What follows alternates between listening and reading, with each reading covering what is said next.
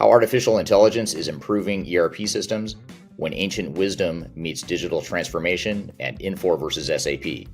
Those are just a few of the topics we're going to cover today in episode number 126 of Transformation Ground Control. This is Transformation Ground Control, your source for all things business, technology, strategy, and change. If you're growing your business, leading change within your organization, or undertaking any sort of operational or technology change initiative, this podcast is for you. This show covers what you need to know about digital transformation, organizational change, operational improvement, and business growth. 5, 4, 3, 2, 1. And now, here's your host, Eric Kimberling.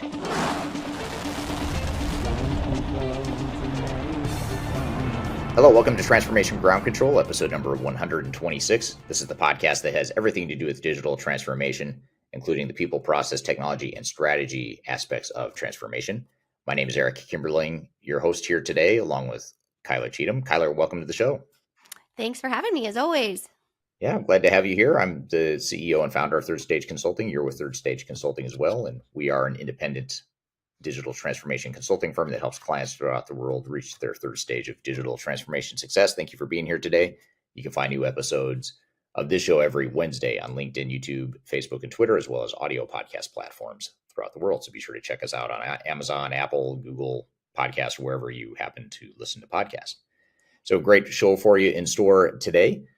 First of all, we're going to get to some questions from the audience in our opening segment, as well as some hot topics. In those hot topics, we're going to cover the sweet spot of change. We're going to talk about how artificial intelligence is improving Microsoft Dynamics 365. And we're also going to talk about the top ERP podcast, according to Solutions Review. So we'll cover those hot topics in the opening segment.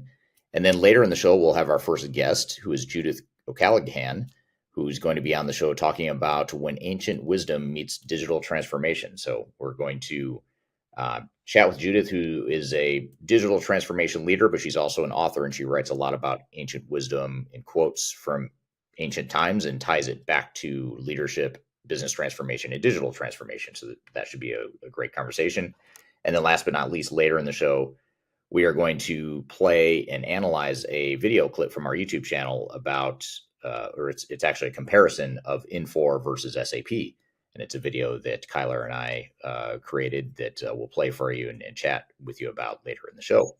But before we get to those later segments, let's get to some of these questions that the audience has for us, Kyler. Absolutely. Well, we've got some fresh questions in our question jar. If you do follow Eric or Third Stage on any of our social media accounts, you can pop your question in the comments wherever you're watching. You can also pop them in now, and we pull them and ask Eric them live. He's never seen them before, so we like to put him on the spot here. So this is a great question from your YouTube channel.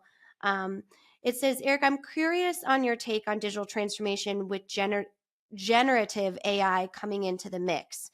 What other factors may come into play or evolve with this incorporated AI and associated governance as part of their digital transformation journey? Meaty question there. That is meaty. And in fact, I just recorded a YouTube video about this topic. So the video will probably be released in the next 2 weeks, I imagine. But what I'd say is that artificial intelligence has done a lot of good things for ERP. Some of it is fundamental type stuff that you could argue we should have been doing all along. For example, one of the things I talk about in the video is how data management now is even more important than ever, because you have to have good data in order for AI and AI models and generative AI to work. And you also have to really understand all your different sources of data too. So that's one positive impact that AI has had on ERP software. But I think perhaps even more material than that is going to be the effectiveness and efficiency gains that AI has on the usage of ERP systems. So if you compare AI as one extreme to an older extreme of ERP systems where you used to have like the green screen 4-digit transaction codes where it wasn't even menu driven. You had to memorize these transaction codes. Like GT56 or whatever would be a certain transaction, and whoever in the organization did GT56, that whatever that transaction is, had that memorized. They knew what code to enter, and that's how they sort of conducted their processes. But now with generative AI, you can just ask the computer, please run this report, or please tell me how much inventory we have on hand of this one particular part. You don't necessarily need to even memorize, certainly not a transaction code and not even a menu path. Now it's more, you just type in the interface. In some cases, you're able to just ask the system the questions that you want answered. So that I think is probably one of the biggest gains, is just the fact that now you have more accessibility, and you can more accessibility to information, and you can also interact with the system in a way that we've just never seen before. So those are some of the biggest changes that we're seeing. Absolutely. Well, looking forward to that video, and definitely stay tuned for our hot topics for more on that specifically with Microsoft Dynamics as well. So let's get another one here. This one is actually from TikTok, and just for some context, it's for your secret to effective demos, software demos video. And this comment says, we see proof of concept, but it doesn't bring any value to our overall demo. What's your feedback on that? Well, I'm not sure how exactly this particular person is using proof of concept, but we have seen it be successful with our clients. And we generally don't refer to it as proof of concept, though. We generally refer to it as more of day in the life. So in other words, instead of just showing us a sales pitch, show us what it looks like in the day in the life of running our business using your software. And that forces you to really focus on the specific transactions and business processes that are unique to you as a business, and that you do day to day to run your business, and you're getting to evaluate the system through that lens. Proof of concept is generally referred to situations where you're already leaning towards a certain system. You've already been through demos, but now you want to go deeper and have the software vendor or the implementer build out specific functionality for you. And oftentimes that's a paid engagement, but it's sort of a pilot. You're paying the vendor to build out their software in a way that could fit your business. You try it out, see if it works. And if it does, then you presumably, move forward with a bigger transformation or a bigger implementation of that software. So I'm not sure what the context of the question is, but that's generally the difference that we see between sort of day in the life, which we use as part of the demo process, versus proof of concept, which is usually post demo. And it's usually post demo, but there's still some lingering doubt, or there's still some proof that needs to be seen within the organization that the software works. It sounds like the importance distinction there is on the business side of making sure your demo scripts are effectively achieving all of the milestones you need to see as a business, as opposed to letting the vendor drive that conversation. Yeah, absolutely. It's the key. That's the key, is just making sure it's not a sales pitch, and that it's actually getting down to brass tacks as far as your specific functions and operations. Yeah, and I'd be curious to hear from the audience too, because software demos can be a huge challenge or pain point for a lot of the clients that come to us to ensure that they're meeting their technical and business objectives. What is kind of the number one tactic you'd utilize, or your experience when it comes to software demos? What's something that definitely people shouldn't miss when it comes to those very important strategic decisions? Yeah. So pop that in the comments, and we'll kind of come back to that. But we have some exciting hot topics that I really want to get to today.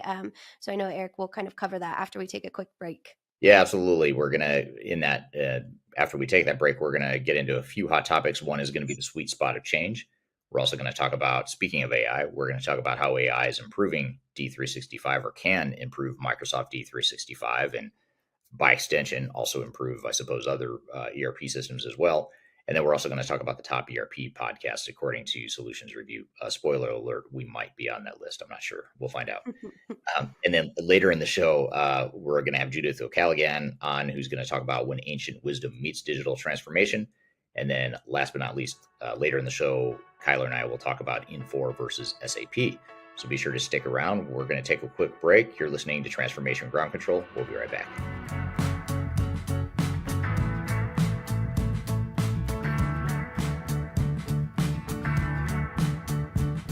If you are aiming for transformation success, turn to Third Stage Consulting Group.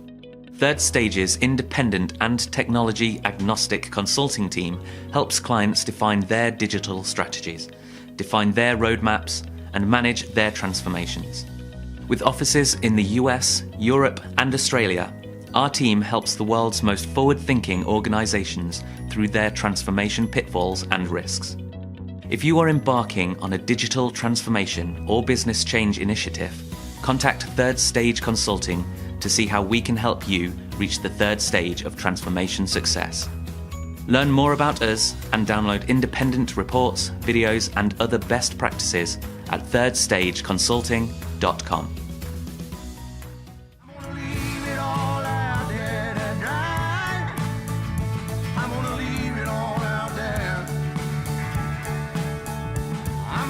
Hello, welcome back to Transformation Ground Control, episode number 126. My name is Eric Kimberling here with Kyler Cheatham. You can find new episodes of this show every Wednesday, streaming to LinkedIn, YouTube, Facebook, and Twitter, and also available on Google Podcast, Amazon Podcast, Apple Podcast, all the podcast platforms out there. You can find us there, so be sure to check us out, subscribe, leave a review, and share with your colleagues. This is the podcast that has everything to do with digital transformation, including the people, process, and technology sides of transformation. So you've got a few hot topics for us here today. Tyler, what have you got in mind? Yeah, well, first let's touch on this concept of the sweet spot of change. And mostly this is a study from Harvard Business Review that focuses on mid-sized companies. And I wanted to get your feedback on this concept here. So it's more of a mindset. Unlike small companies with limited resources, mid-sized companies are looking for that sweet spot to rethink how they relate change to uncertainty. So moving from the "this is how we do it" mindset to what could be. And they talk about they unlock the hidden superpowers of creating those new pathways through internal communication and scenario mapping specifically. So thinking of the how it is today or what it could be. And I wanted to get your feedback if you've ever done any kind of this scenario mapping to really push one of our mid-sized clients or even our larger size clients to understand the concept of innovation or what could be through mapping out different scenarios. Yeah, we do. And it's a lot of times it's maybe a little bit less clean slate mapping of scenarios. And in other words, rather than just sort of starting with a blank sheet of paper and saying, let's talk about what your processes could look like. Typically, what we find to be the most effective is to start with what you're doing today, what's working and what's not working, or what could be working better. And then the third layer would be, if we were to just totally transform and disrupt things, what else could we be doing that we haven't really thought of yet? So it's sort of like three layers. You've got the stuff you're doing well, the secret sauce you want to preserve. You've got the stuff that's inefficient or broken. It's sort of that low hanging fruit, the stuff you need to fix to be more efficient and scalable. And then the third one is the more innovation driven stuff that's more like, this is really thinking outside the box. This is really pushing the boundaries of who we are as an organization. And depending on your risk profile as an organization, you're going to have a different mix of those three buckets of stuff. But I think the key is just to recognize and not get too carried away necessarily with that third bucket, which is what you're talking about, what the study talks about, because you don't want to overdo it or overshoot where the magnitude of change that you're willing or capable of going through as an organization. Yeah, it's interesting. This study called it the flux capacity. So finding the area in which you really don't push that boundary into moving into so much transformational change that you don't achieve the business objectives or you disrupt the overall status quo. So it's interesting that you say that because that's kind of what that sweet spot concept really means. Right. And I didn't even read the article. So there you go. You could have written it. Well, let's move into an exciting development here in the ERP world specifically. So Microsoft has utilized AI to improve its Dynamics 365 system. And I wanted to kind of get more of a functional piece of feedback to say, is this really valuable when it comes to looking at an ERP system? So it's called Copilot, and I'm sure you've probably heard of it, but basically it's an AI-powered assistant for their CRM and ERP systems. And just to give an example of what Copilot can do, It can create new project plans. It can also draft project status reports in seconds rather than 2 to 3 hours. It can create a task and structure a proposal. You can edit it or accept it, which we see a lot of things like ChatGPT and OpenAI. You can edit and kind of tweak it towards your messaging or overall goals. And then it can actually take data in the system and put analytics into reporting. So it enhances the ability to kind of get data and project statuses out of the system, as opposed to having to have a PM, draft all of those, or having some sort of human resource to actually access all of that information. So it's kind of similar to what you were answering the question about generative AI in the first hot topic scenario. So interested to hear your feedback, or if you've had any exposure to Copilot within kind of your client work or anything like that.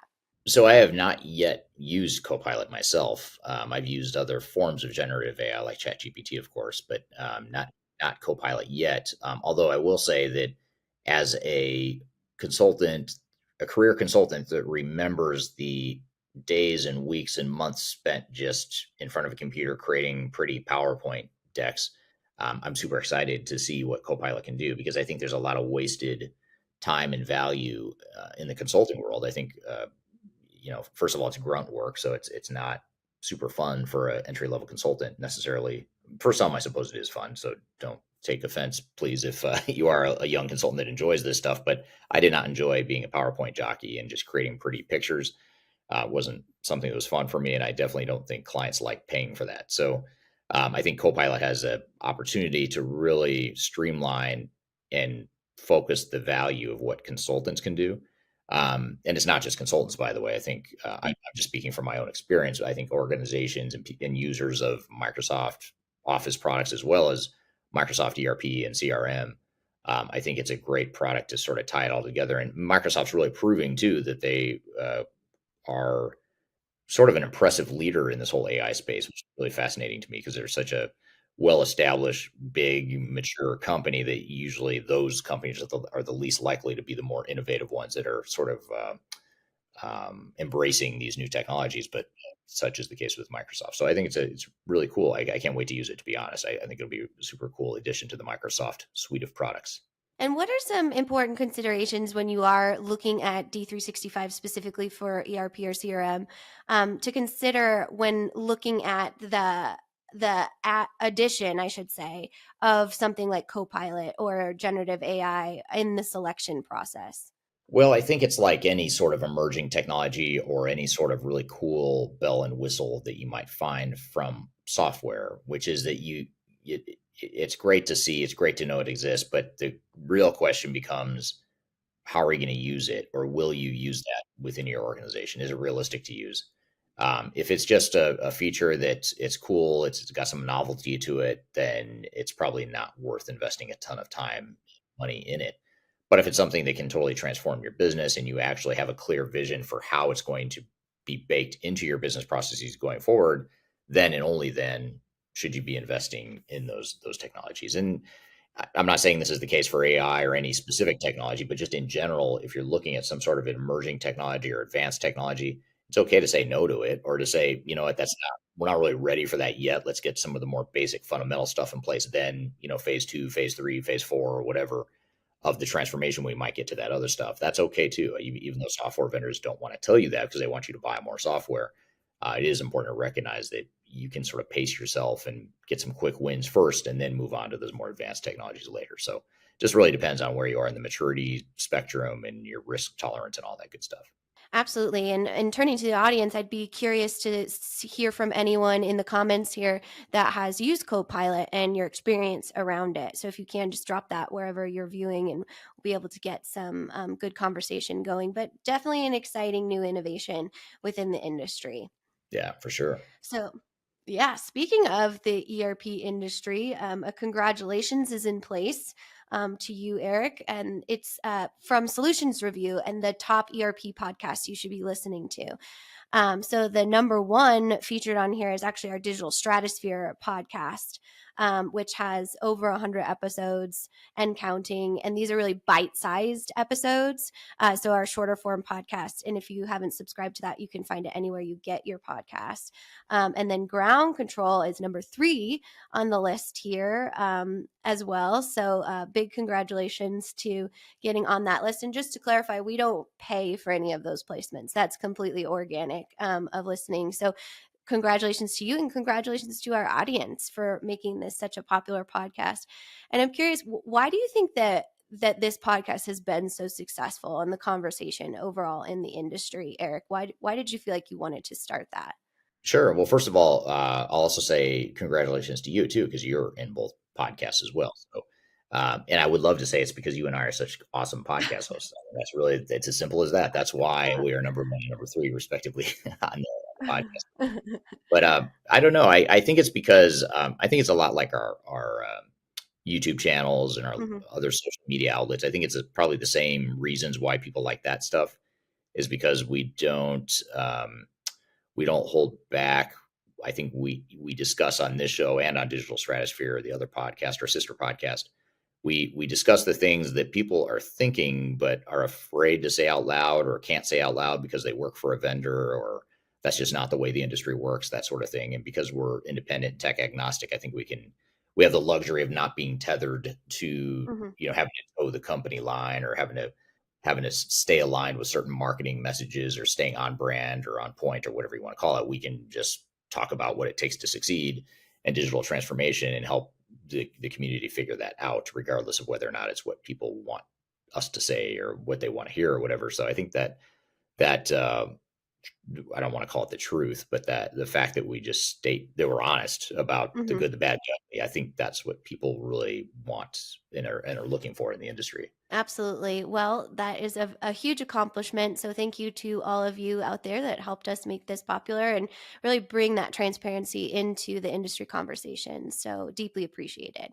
Yeah. Thank you to the audience for getting us that attention. And all we need to do now is just move this one, Transformation Ground Control, up to number 2. So we've got the number 1 and 2 spot. We'll settle for 1 right now for the time. Good.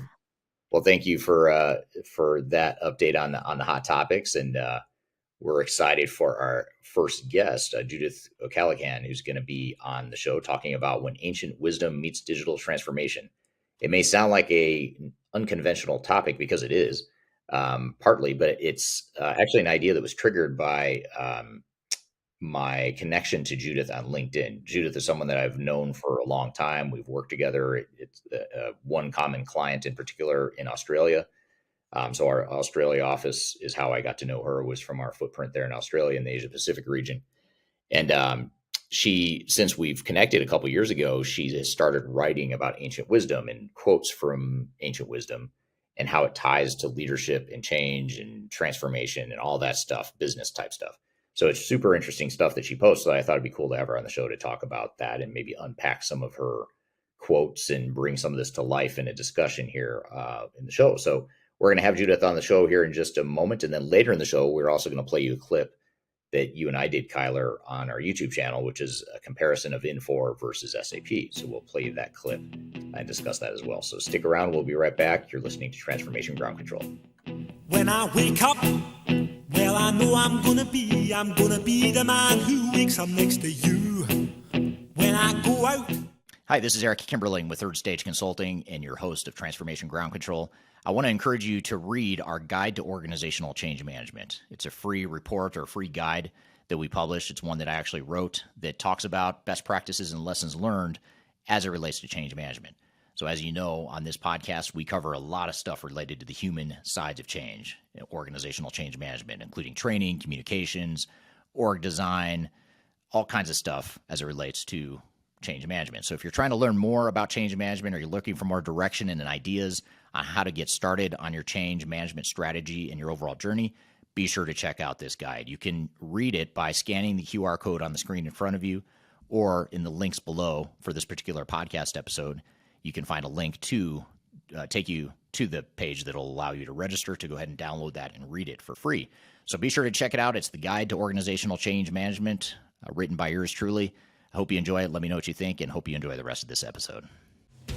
But I would walk 500 miles and I would walk 500 more. It's the freedom. Hello, welcome back to Transformation Ground Control, episode number 126. My name is Eric Kimberling, here with Kyler Cheatham. You can find new episodes of this show every Wednesday, streaming to YouTube, LinkedIn, Facebook, and Twitter, as well as on audio podcast platforms such as Amazon, Apple, Google, and other podcast platforms. So be sure to check us out wherever you listen or watch the podcast. So I'm excited for our next guest, Judith O'Callaghan, who is a digital transformation leader and consultant that's worked on a number of different high-profile engagements throughout the world. She's based out of Australia, and as I mentioned before the break, she's someone I got to know at a mutual client in Australia. For one of Third Stage's clients in Australia was where I first got to know her, and have since stayed connected and followed some of her thought leadership. And much of her thought leadership focuses on ancient wisdom and how ancient wisdom and quotes from the olden days, if you will, how those quotes are still relevant today in terms of leadership, digital transformation, change, all that stuff that we go through as leaders within business organizations. So with that all being said, Judith, welcome to the show. Thank you very much, Eric, for having me. It's a pleasure. Yeah, glad to have you Meet here. everyone virtually. Yeah, a lot of familiar faces on the chat here today, but a lot of new faces as well. And I have to give you particular thanks because I have the benefit of being in London. So in London right now, it's only 3 p.m. You are in Australia, however, and it is not a reasonable time for you right now. It's after midnight. Is that correct? It's close to midnight, so it's good. Close to midnight. So thank you for being here late hours your time. Excited to have you on the show. You and I have worked together in the past, and just to set some context here, the reason I wanted to have you on the show, in addition to you being so knowledgeable about digital transformation, business transformation in general, that's how you and I met. I've also noticed in recent months and maybe even years on LinkedIn, I felt we're connected there, and you post a lot about ancient wisdom, and you tie ancient wisdom and quotes back to sort of leadership, business transformation, change, digital transformation, that sort of thing. So I guess before I jump in and talk about some of the thought leadership you put out there, maybe just tell us a little bit about yourself. Tell us about your background and how you grew up in the space and all that good stuff. All right, and thank you. Thank you again, Eric, for this opportunity. So a little bit about me. I grew up in a small place in South India. So it's kind of a melting pot of cultures. And the place has been a place of trading for a very long period of time, like one of the ancient towns where many cultures came in and left their footprint. So as a result of it, I grew up with a lot of wisdoms and sayings from the past. And I've seen a lot of trading families apply that in real life. And like every kid, you take that experience for granted. So when I got into business transformations, I was asking questions myself on where do I get the source of inspiration from? So naturally, you go back to the roots. And with business transformation problems or things that we are trying to find solutions for, I started looking into myself and then the sayings and everything, wisdom that's available around us. So that's where I got into it. And I started writing about it, and I realized it is very powerful and the information needs to get around. So I started sharing it in the platforms that I know. So I've been finding it very useful and cathartic. And also, whenever there is a opportunity where ancient wisdom can help, it is always there. So Yeah, that's how I got into it. Yeah.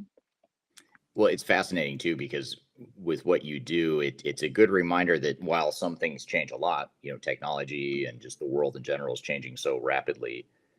When these quotes that you talk about on LinkedIn and in your social media accounts, it's also a reminder that some things don't change, and there's some sort of universal truths and things that can guide us, as we're going through massive amounts of change and whirlwind amounts of transformations and things like that. So I find that super fascinating. That's very true, right? So when I look at, someone gave me a different perspective on humanity as we talked about ancient wisdom. So the perspective is change has always been there. And yes, we are experiencing a lot of change in the last 10, 20 years, but change as such has been there. And humans, we have evolved over time with technology adapted. Countries came in and technology came in. It's just the type of change that varies. So, but we as human race are very powerful in adapting to that. So some of the lessons are very useful and we all apply it Right. knowingly or unknowingly. Yeah. Right. So before we jump into some of these quotes and sort of unpack this concept a little bit more, maybe tell us a little bit about your background in the digital transformation, business transformation space. To maybe just tell us about you and your professional side of you. All right. So, from a work perspective, after graduation, I was very fortunate to have an opportunity to work in business transformation. One of the very first transformations I got involved was for a sugar company based of nowhere. So, the objective was very simple. How do we help that sugar company, which is literally based in a very tricky town, to be able to sell their product? So that's what got me thinking, and had the privilege of working with all the senior leaders of that organization, and their passion drove me. And I was a young trainee, put in the job. So, and as always, you learn from the environment around you. So I learned it, and the passion of the leaders drove me. And then I got involved in other transformations. I worked, my career took me to the US, to Europe, and now I'm here in Australia. So everywhere else, I'm experiencing very similar things. People with great passion make things happen. And that's very true in our world, especially in the world of digital business transformations. Over the last few years, I've run SAP transformations for a living, and I love it. I love what I do, and I love to see the outcomes that we achieve. And together, we are making a better place. That's what drives me, and that's what keeps me going. So, in whatever shape or form, we are all making the world a better place. Right. Yeah, and that's what's cool about what you and I both do is that Yeah, absolutely. you're helping companies that are also helping other people, whether it's providing sugar to food companies or fulfilling a nutritional need or feeding the world, or every engagement seems to have some sort of greater meaning if you think about it and allow yourself to understand Absolutely. that. Yeah. Very interesting. So I guess just to start then, how did you sort of answered this a little bit? Maybe I'll ask it again, and maybe Yeah. we could just dive into this a little bit more. But Yeah. how did you become interested in making this connection between some of the ancient wisdom and the sayings and the quotes that you grew up with in your Mhm. current professional career? What made you decide, or what gave you that idea to make that connection, or to start making those connections through some of your thought leadership? Mm. This is kind of interesting. So when I sit back and look, and like everyone, you go back to the roots for your answers. So this is something I've been subconsciously doing for a long period of time. And last year or year before last, something happened when I started writing for myself and shared it with very close network and colleagues. And one of them said, how about you try sharing it in one of the weekly stand-ups or a daily stand-up, because this is very encouraging and it also keeps us grounded. And I started it, and people recorded it and used it for their friends or family, which was good. So the learning for me was ancient wisdom is powerful, Mm, and we should do something about it. And writing is something I like, and it comes naturally to me. So why don't I use it and use the platforms that I have?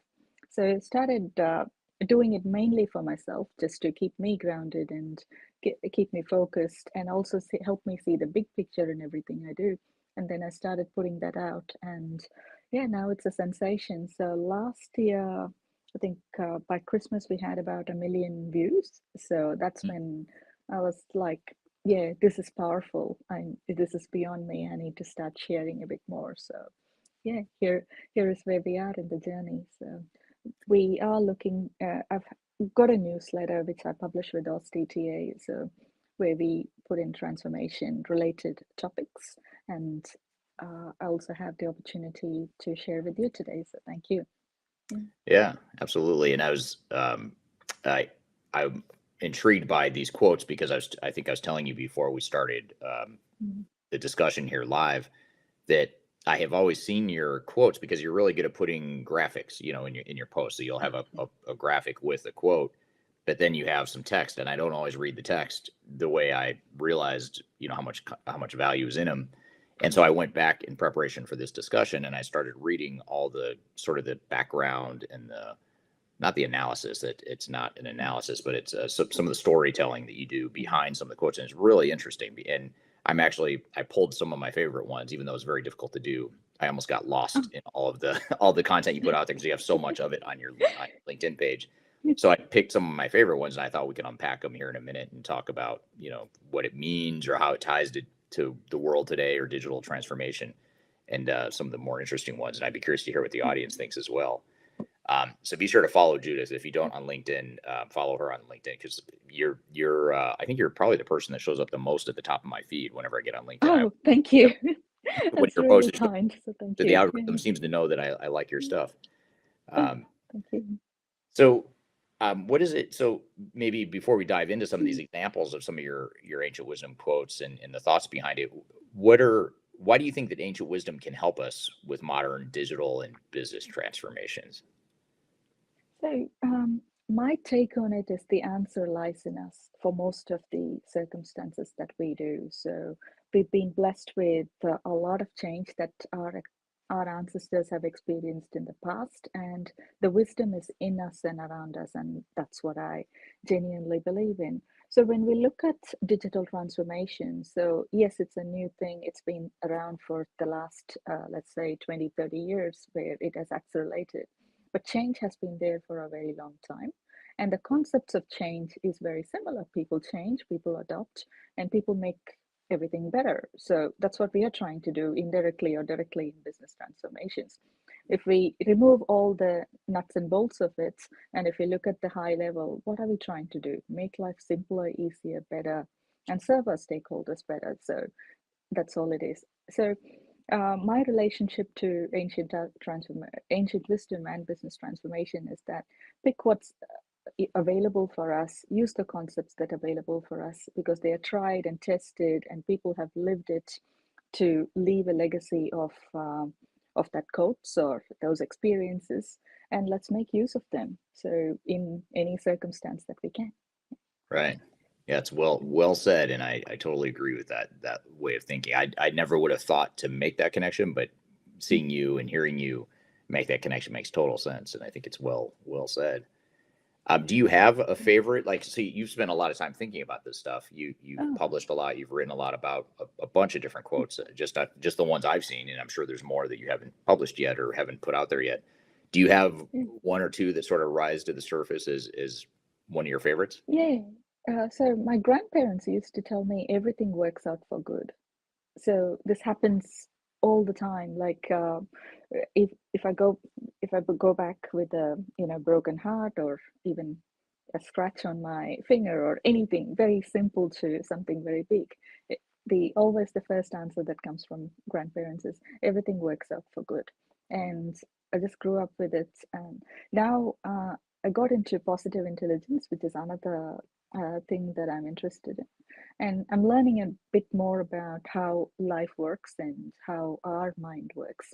So, positive intelligence has a concept of viewing everything as a gift. So, they see it as viewing as a gift of opportunity or a gift of knowledge or a gift of inspiration. So, and there is a lot of scientific evidence attached to it. So, when I look back, I go, everything works together for good may seem like a simple quote, but it comes with years and years of wisdom that has been imparted in people in generations. So yeah, embracing things as anything that's happening together for good helps us or empowers us to use that opportunity to do something better. For example, the meeting that didn't go well, a simple example, you go, okay, great, so that's an opportunity. Maybe I gained some knowledge out of it, or maybe I got an inspiration, and I'll turn that into a gift. So when we have that perspective, we know we can turn everything as a gift, and we are not afraid of things going bad, because most people, when I look at it, it's like, well, this cannot fail or that cannot fail, and that's how I was as well. So when I step back and apply the knowledge of ancient wisdom, go, everything can be turned to a gift. Let's put the best foot forward, and it also increases our chance of success. So yeah, it's a Right. valuable knowledge. Yeah. Yeah. And the Yeah. other one is every information matters, irrespective of who you hear it from and when you hear it from.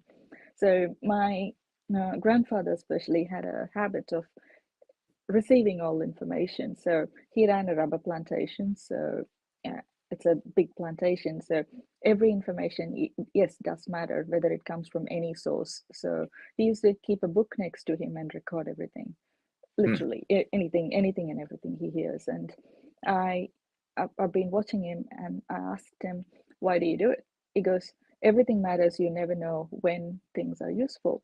So it could be simple things like the price of rubber or whatever the neighbor sold the rubber for, or to important things like it had records like the rain of the rain levels to various things. But when we look at it in our perspective, it matters. So what we hear on the program matters. What we read matters. So our brain makes a connection to what we hear, to what we read, to what is reported. So in a world of I do program management for a living. So we are driven by information. So there is, yes, information, and information can come from any source, and every piece of information is valued. So it gives us a holistic picture, and then we can work out the next steps. Right. Right. Those are two really good ones. We're here talking about when ancient wisdom meets digital transformation. We've got a lot more to cover. We're going to take a quick break. You're listening to Transformation Ground Control. A man decides after 17 years that what he goes there for. If you are aiming for transformation success, turn to Third Stage Consulting Group. Third Stage's independent and technology agnostic consulting team helps clients define their digital strategies, define their roadmaps, and manage their transformations. With offices in the US, Europe, and Australia, our team helps the world's most forward-thinking organizations through their transformation pitfalls and risks. If you are embarking on a digital transformation or business change initiative, contact Third Stage Consulting to see how we can help you reach the third stage of transformation success. Learn more about us and download independent reports, videos, and other best practices at thirdstage-consulting.com. But we're never gonna survive unless we get a little crazy. No, we're never gonna. Hello, welcome back to Transformation Ground Control, episode number 126. My name is Eric Kimberly, here with Kyler Cheatham. You can find new episodes of this show every Wednesday on LinkedIn, YouTube, Facebook, and Twitter, as well as audio podcast platforms throughout the world. We're here in the midst of a conversation with Judith O'Callaghan talking about when ancient wisdom meets digital transformation. Let's jump back into the conversation. Just turning to the audience as well, and we already have some feedback from the audience. Shivali on LinkedIn says 1 million views. Wow, that's so awesome, Judith. And that is awesome. They have 1 million views of of that specific content so far. Someone else, I want to point this out here. Dennis on LinkedIn asked the name of the guest, so I'm just putting your name up here again in case anyone missed it. It's Judith O'Callaghan. And you can find her tagged in the event page here itself, or you can also search her name on LinkedIn and you'll find her great content there. I'm actually going to pull up this quote. Is actually one of the ones I was going to ask you about, but Dan on LinkedIn brought it up as well. So maybe we'll start here and just ask, here's the first of a series of quotes. In addition to the two you just shared, Judith, I'd sort of picked out some of the ones that I liked the most and thought we could talk about those. But Dan brings up one here on LinkedIn. He says, some things break our hearts, but fix our vision. I remember seeing that one too. And I thought that one stood out. So Yes. what are your thoughts there? Tell us what that means and how it sort of relates to business and leadership and transformation. Yes, so this is one of my favorites, and this is not my quote as such. And Toby Mac captured it really well in his Speak Life. So when I saw that, I go, "Yep, that captures my heart at that point in time." So mostly when we look at it in life or business or anywhere else, a, a key changing point would have impacted our heart in some ways. So good or bad, that's fine. So it would have impacted in our heart in certain ways. But some of the seemingly bad stuff, when we look at it, that's what gave us the power, or that's what gave us the vision to see things that we haven't seen before. Maybe we took a different perspective, or we just changed the way we did things. or whatever happened. So it's those things that break our heart have the potential to lead us forward. So this quote was very powerful at the time I read it, and the story behind it was uh, very powerful for me. So was anything that breaks the heart, yeah, it may have fixed the vision. Yes, it is hard and it's a heartbreak, but fixing the vision is a priceless gift that one can ever have. So it just sets everyone up for success once we know where we are going and our vision is clear. So that's uh, that's the flip side of that thing. Like, yeah, it is a challenge, but it's also an opportunity. Who says no to a good vision, right? So that's what we all aim for. Yeah. Right, right. Well said. Yeah. How about this one? One grain of rice may tip the scale. This is one that I saw on your LinkedIn page as well. Yeah. Tell us a little bit about this one. So this one is quite interesting. Again, growing up, come from a place which is which is all about eating rice. So a lot of rice quotes are quite popular. And this one, everyone used to say that it's one thing that may tip the scale. So traders normally used rice as a grain of trade for many things. Mm. So when we actually weigh rice, I've seen it happen. So you put uh, rice in a balance, and it's only one grain that'll actually tip the balance and make it higher.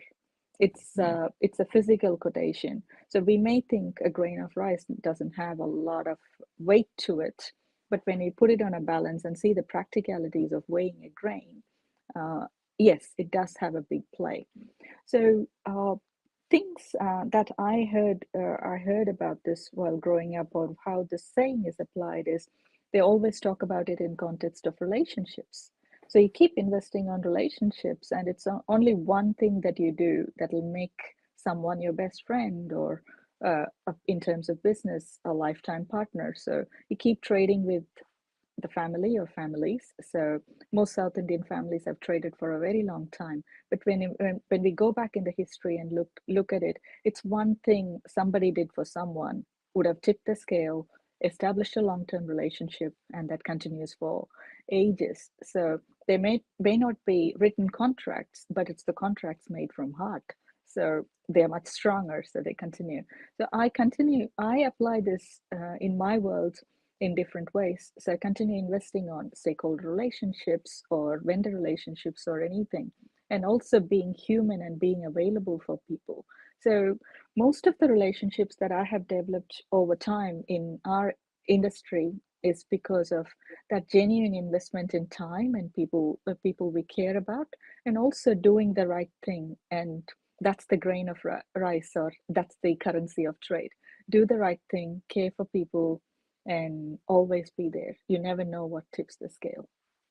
Yeah, yeah. Malcolm Gladwell wrote a whole book just on the tipping point and just how ideas and concepts and sociological trends, Yeah. how they just that little minute push over the edge can create that tipping point.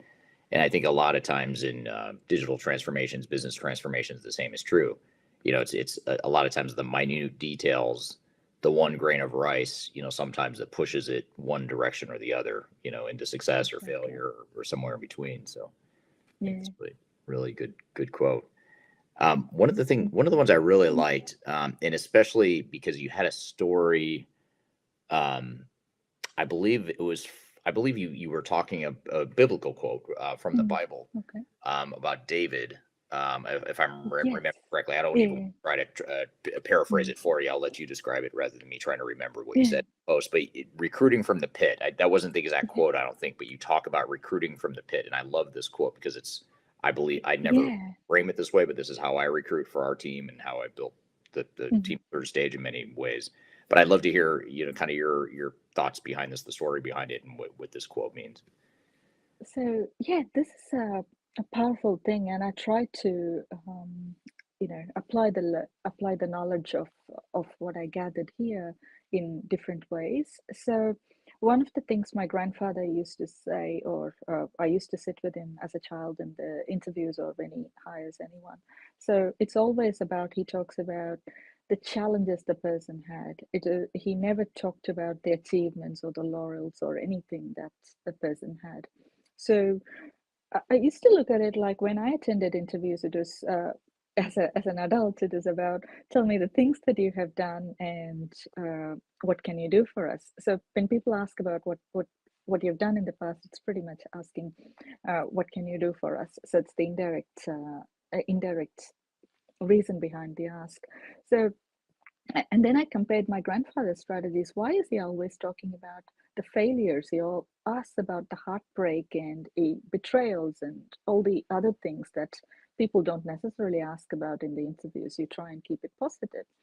So, and then I came across David's story. David's a very powerful character because I like David's character because he his lifetime or his reign during the biblical times have had the most transformations. So a country was just being born under a king, and then he comes in and takes over the kingdom, or he's been inherited the kingdom, and then he has to work on stabilizing the kingdom. And when he left it or handed it over to his the people after him, the country was in a beautiful state. It had finances, it had everything that is needed. So when I look at David, is an amazing transformation leader for me. I get a lot of inspiration from him. So one of the things I started doing was analyzing the army or analyzing how he built the team. So I think I forgot the chapter where it was. It was 1 Samuel 23 or something. So you might know it better than I do, Eric. So where it talks about anyone that is broken, disheartened. It wasn't a perfect army like wherein someone had so many stars or something. The qualification for the army was someone with a heavy heart, someone who has fought the war, or fought the battle, someone who has the scars to show. What a great thing! Like with this, where else can you get the experience? So when I apply it in my world or our world of digital transformation, you go, let's talk about where people have had their hearts broken, or it's the vulnerabilities that make us stronger. So, and Right. together we can leave a legacy. So that's how I interpreted it. And for me, that recruiting from the pit, the concept spoke to me dearly. So, Yeah, and you go on to talk about how it's about recruiting from the pit, not recruiting from the pedestal, I think is what you said yes, too. It's exactly. and Yeah. I think you relate that to, building a team or a high performing team, whether it's for a transformation or an IT department or any other function in a business. It's easy to go out and hire someone who on paper looks super qualified and has a great history and a great background. And that's important. I don't want to be dismissive of Important. that, Yeah. but you also want to get into the character of the people that you're hiring and too. Are they hungry? Do they have something to prove? Are they going to want to collaborate with people because they like helping people, or you just getting into the Yeah. psyche and the backgrounds of people. I Absolutely. have a friend who is also he's a high up executive at a large financial services company, and he's a big culture guy. So when he hires his team, it's all about culture. He doesn't care as much about college degrees. I mean, you have to have education and a minimum level of knowledge, of course, but Yeah. his biggest thing is culture. And so I was asking him one day at a social outing. I was saying, well, how do you get to the bottom of culture, and how do you handle that recruiting piece of it? And it's really interesting because he said, I don't ask about their professional background. And I said, well, what do you ask about then if you're not asking about their professional background? He said, I ask about their upbringing. I ask about their childhood. I ask about their parents. I ask about what they did in school, what they did after school, what they did for fun.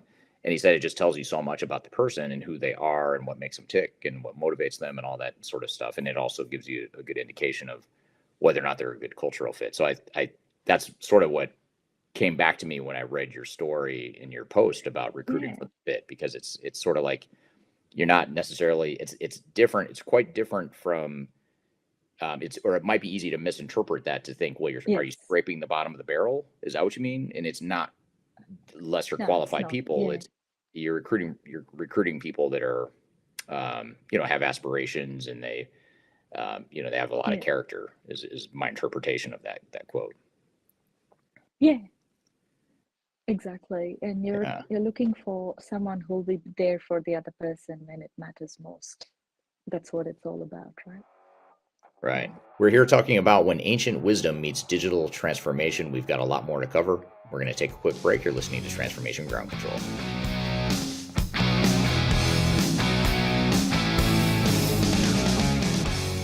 Interested in working for a company that truly values your unique skills and experience? Here at Third Stage, we don't hire based on resumes alone. We look at the full candidate, experience, and willingness to provide excellent service for our clients. Within a technology, independent, and agnostic consulting firm, you have the opportunity to learn across industries with a diverse group of clients. Our consultants also have the opportunity to diversify their portfolio and learn across technology systems. If you're interested in joining a high-growth entrepreneurial organization, please reach out to us at work@thirdstage-consulting.com.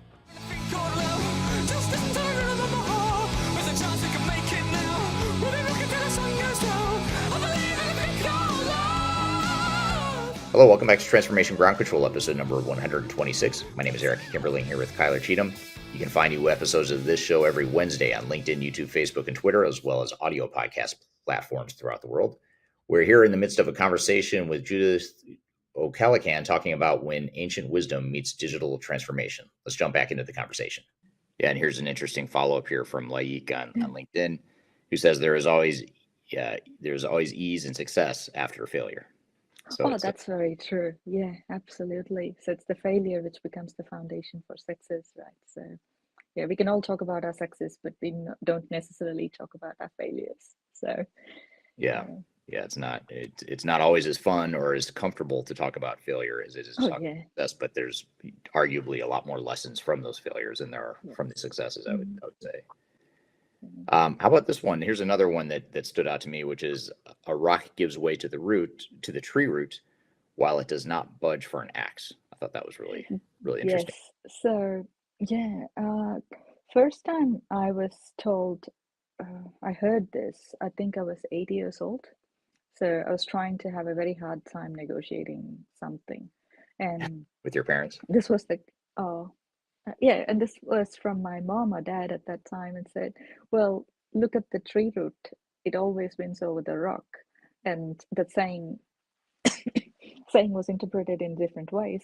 So and the class teacher told me the same thing the following day, and I go, okay, how did it all happen? And they explained the story behind it. The region where I grew up had a lot of granite rocks, and ancestors tried whatever they could to make it suitable for agriculture. So naturally, you take a hammer and break the rock, and as a result, a lot of them lost a lot of hammers and a lot of tools. And some person along the line decided to plant figs, and figs took root and broke the rocks, and also created an ecosystem where things can flourish, like, because figs are quite big, so you can plant under it and things can grow, and also birds can stay in the trees and stuff. So the moral of the whole saying is that look for a smoother, easier way, because it gives you an outcome in the long run. Though it may be harder, you're getting a more sustainable outcome. So I've heard another version of it, which is like, better to be in peace than being right, because peace is better for business. So we tend to get caught on being right, especially in the digital transformation world, where everyone, fights about being right. But that's okay. There is also a lot of value in choosing to be peaceful, because peaceful people are likely to get more business. So you don't have to be right all the time, or you don't have to state that you're right all the time. Same as, try the fig tree approach, where we know the rock will eventually give way and you'll get a more sustainable result. You can still use the hammer and all the other tools, but that's just another option if we have the time and patience. Right. Yeah, and it's when you think about organizational change too, you think about changing people, changing behavior, and getting people to buy into changes within a transformation. You could take the axe approach, where you're trying to force it and you're trying to force people to change, or you could take the tree root approach, where you're sort of finessing people the direction you want them to go, or the direction the organization needs to go. And I think a lot of times executives forget that because they think the axe is, they can use an axe because they're Oh, executives. yeah. They just can. So, so they think, well, we might as well use an axe. So I think it's a good Access, metaphor. yeah, and it's also accessible and it's a tool of choice, right? So you increase your chance of success and you can see it during your lifetime. But with the tree root, you need patience, you need to grow. So yeah. Yeah, but it's arguably more sustained Oh, growth yeah, and more. sustainable. Yeah. Yeah, Yeah. yeah. Let's see. Here's another one. How we walk with the Oh, yeah. broken speaks louder than how we sit with the great. Tell us about that one. Yes. So this one again was from David. So King David, when I read his life. So he spent most of his time with the troops, his soldiers. Excuse me.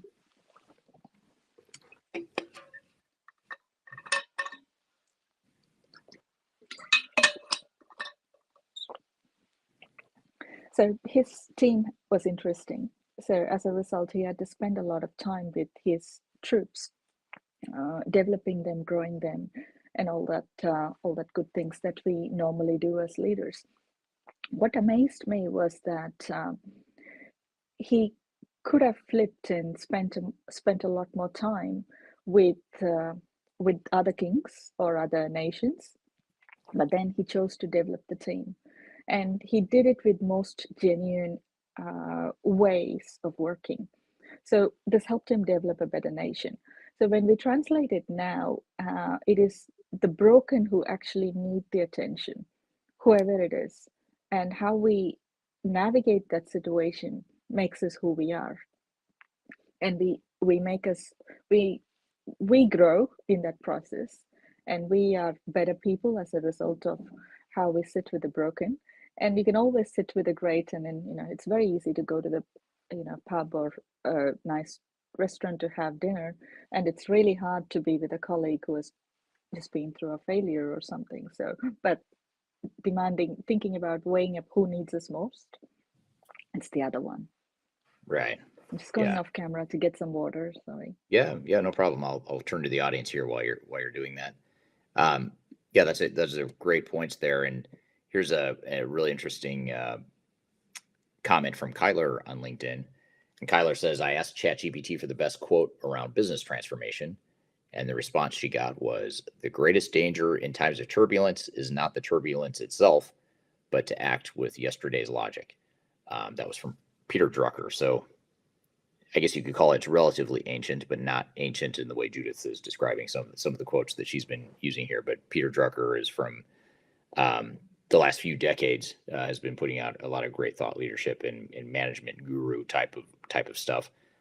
So that's another good quote. And I'd be curious to hear from the audience too. What are some of your favorite quotes, whether it's ancient wisdom or just other, leadership, motivational business gurus? Love to hear any feedback you have there. So I don't know if you have any thoughts on that last one, or if you heard that, Judith. Not quite ancient wisdom in the way you typically discuss, but a traditional or a classic quote, I guess I would call it, from Peter Drucker. Okay, everyone knows him, right? Yeah. So yeah, Yeah. I do love him. Yeah, and there is a reason why he's a guru in management, right? Everybody would have read him. We all would have read him in our MBAs. So yeah. Yeah. He's definitely one of the favorites. And some of the things that he has put forward in his book, we may be able to relate directly to ancient wisdom, and some of it, yeah. Right. I did find him very powerful, Peter Drucker. Yeah. Yeah, he's good for sure. How about this is a good question from Connor. What is your favorite source of? I know a lot of you quote a lot from the Bible and other Yeah. sources, but what are your favorite sources for some of these quotes that you write about? So this is interesting, right? So yes, my roots, and you know, I read the Bible and I'm a firm believer in it. So yeah, Bible is definitely my source, and that's where my inspiration comes from. And I also have other sources, and most importantly, the source of heart. So the heart knows what it wants, and it always gets what it wants, and it gets this information from the past and the present, and some elders believe it's from the future as well. So as long as we are guided by our heart, we are okay. So Right. in life or work, so yeah, two main sources, and also guidance from above. Right. Absolutely. Here's another quote from Laik. I'm not sure who the Yeah, quote I can is read it. from, but people's deeds are a mirror to the leader. The state of the people is a reflection of the state of the leader. What are your Yeah, thoughts? this That's is very powerful, isn't it? And positive intelligence talks about mirror neurons and everything, and leader seem to have a lot of influence. That is three times of three leaders have three times more influence than a peer. So if a leader is positive, we are likely to be more positive. So there you go. Leaders do matter, and we've been blessed, so that's good. right. Right. Yeah. Sounds simple enough, but so many leaders fail to recognize that, or they Mm. don't fully understand the power that they have sometimes. So I think it's a Yeah. good point. And it's a responsibility as well, right? So as leaders, we have a responsibility towards our team to be positive and guide. So that's our first. Yeah. Yeah. So I want to come back to one. This is actually the first Mm. one I was going to ask you, but I Mm. ended up going down the list and covering some other ones first. But here's another one that I pulled from your LinkedIn Yeah. postings in your newsletter, and that is Mm. let's respond with grace even when others don't. What are some of your So thoughts? yeah, this is a powerful one for me. So we are taught to like, how do I say this? We naturally react to things and not respond to things. So, and it's a conscious choice to respond. So when we respond as well, we have a choice to respond in different ways. So choosing to respond with grace is a conscious choice, and not everyone does it. So especially in tough times, you know, we have the right thing to do, the kind thing to do. So am I responding with the kind thing to do with grace? And am I delivering the same information with grace? So that's the questions that I ask myself. And I have this in my office and I have it printed everywhere because it's a very powerful reminder, so that it is for us leaders to set the example, to choose to respond with grace even if others don't. So and the second part is it gets harder when, especially when you're in a heated debate, or forcing an idea, or whatever it is, right, in the world of transformation that we do. So it's about responding with grace. That makes everything smoother, easier, better for us, not necessarily for the other person. But we know we have chosen to respond to that situation, or that whatever it is, with grace. And it makes us better people every day. Right. Right. We're here talking about when ancient wisdom meets digital transformation. We've got a lot more to cover. We're going to take a quick break. You're listening to Transformation Ground Control.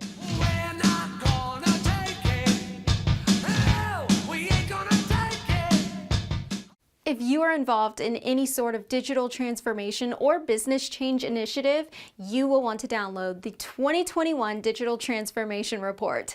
With its comprehensive overview of business and technology trends and best practices, this report is a must-have guide for any transformation project or executive team. Download this free report by visiting Third Stage Consulting at thirdstage-consulting.com. You can also visit our website to learn more about us, or download independent reports, videos, and other best practices. Again, visit thirdstage-consulting.com today to learn how to take your transformation to the third stage of success.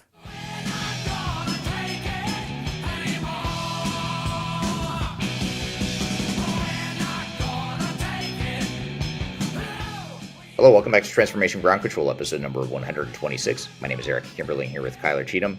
You can find new episodes of this show every Wednesday on LinkedIn, YouTube, Facebook, and Twitter, as well as audio podcast platforms throughout the world. We're here in the midst of a conversation with Judith O'Callaghan talking about when ancient wisdom meets digital transformation. Let's jump back into the conversation. That I think maybe tais some of these ancient wisdom quotes, sort of brings us back to the future or back to the present, however you want to frame it. But this is from Rushi on LinkedIn.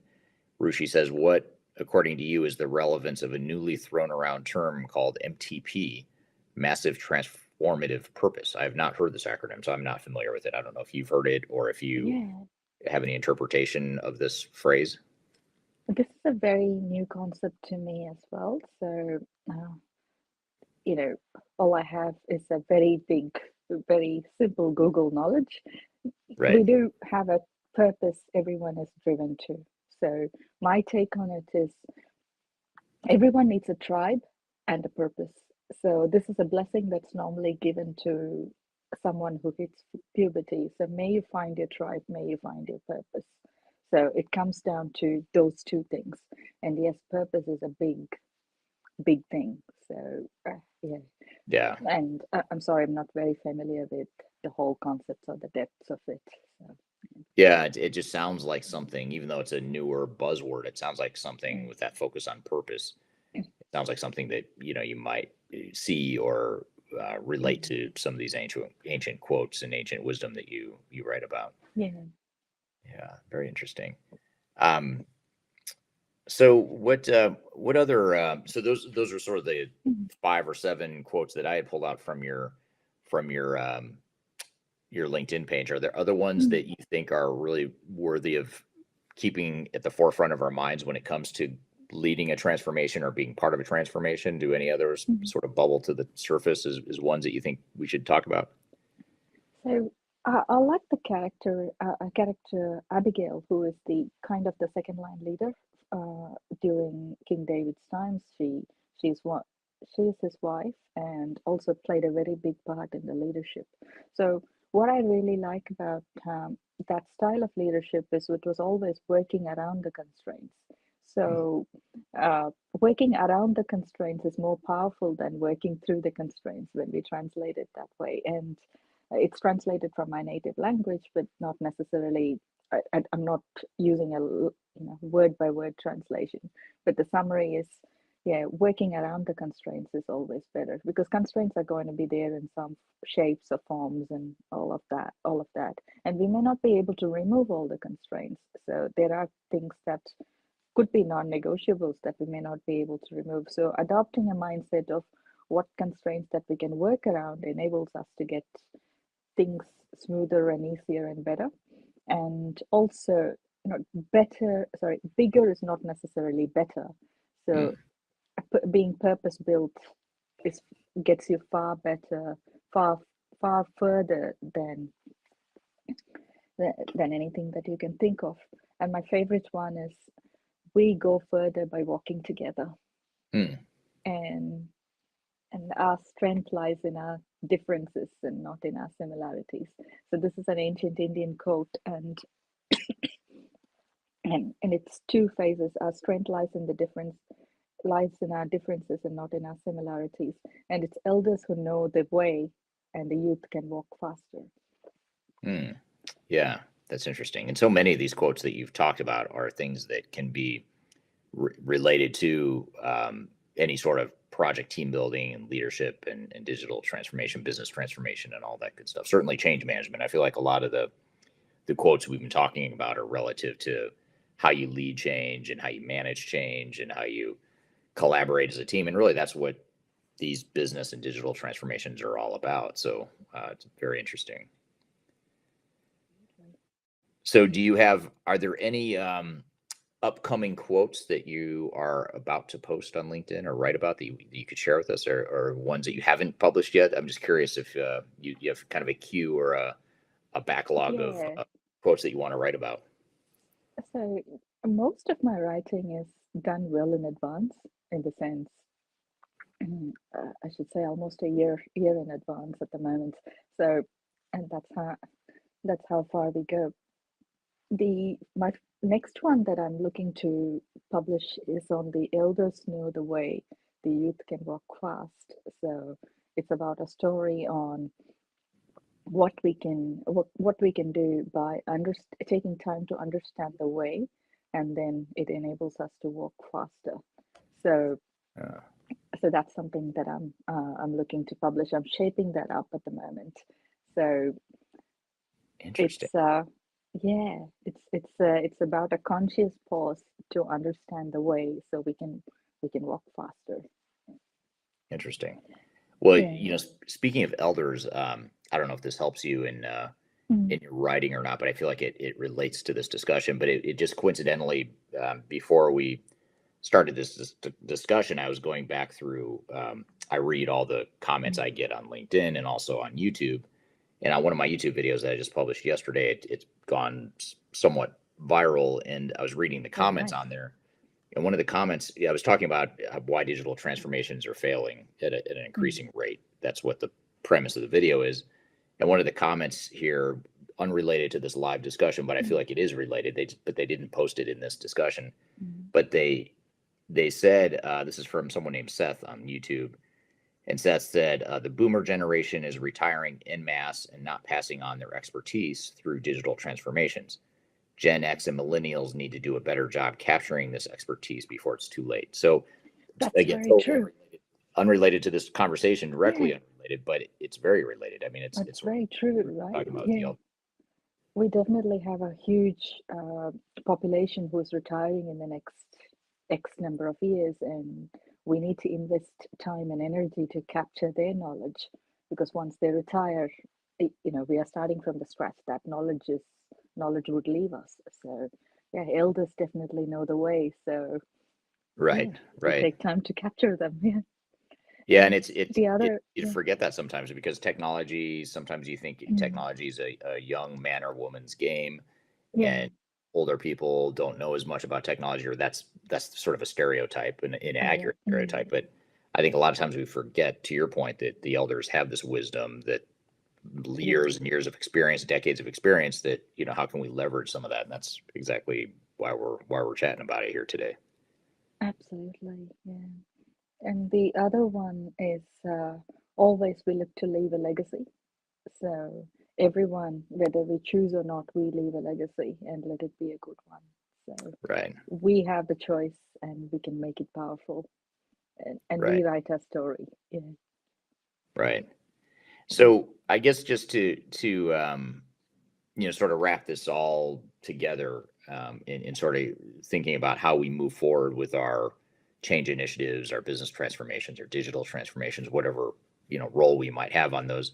What closing ancient wisdom or advice would you leave with someone who's about to begin a digital transformation journey? Is there sort of one quote or a couple different quotes that you think are sort of encapsulates what you need to know or the way you should be thinking as you go through a transformation within a business? So my take on it is what the quotes that have been handed over to me, which is every information matters, Mm, even if it is from a very small source. Every information matters and value it. The other one is everything works out together for good. So as we embark on transformations, not everything is going to be positive, and success is not going to be a story from day one. So it's a series of small failures that will eventually stack success. So embrace everything, celebrate everything, because it's leading all of us into something very beautiful. So mm. that's my take on it. Yeah, and I think it's also it's a good quote for just the value of listening. I mean, when you're going through a transformation, it's easy to focus on the future state and the vision and the way things could be, and it's oftentimes easy to be dismissive or to maybe be flippant about the way things are, the way things were in the past. And you don't want to get too caught up in the past, but there's value in listening and understanding, what people like about the current state or what challenges they're going through as part of the current transition or the transformation. So there's just a lot of, I think focusing on the listening aspect is really important, especially if you're a leader or a consultant. I feel like those are the two roles where you need it the most. You need that listening acumen to be able to Yes.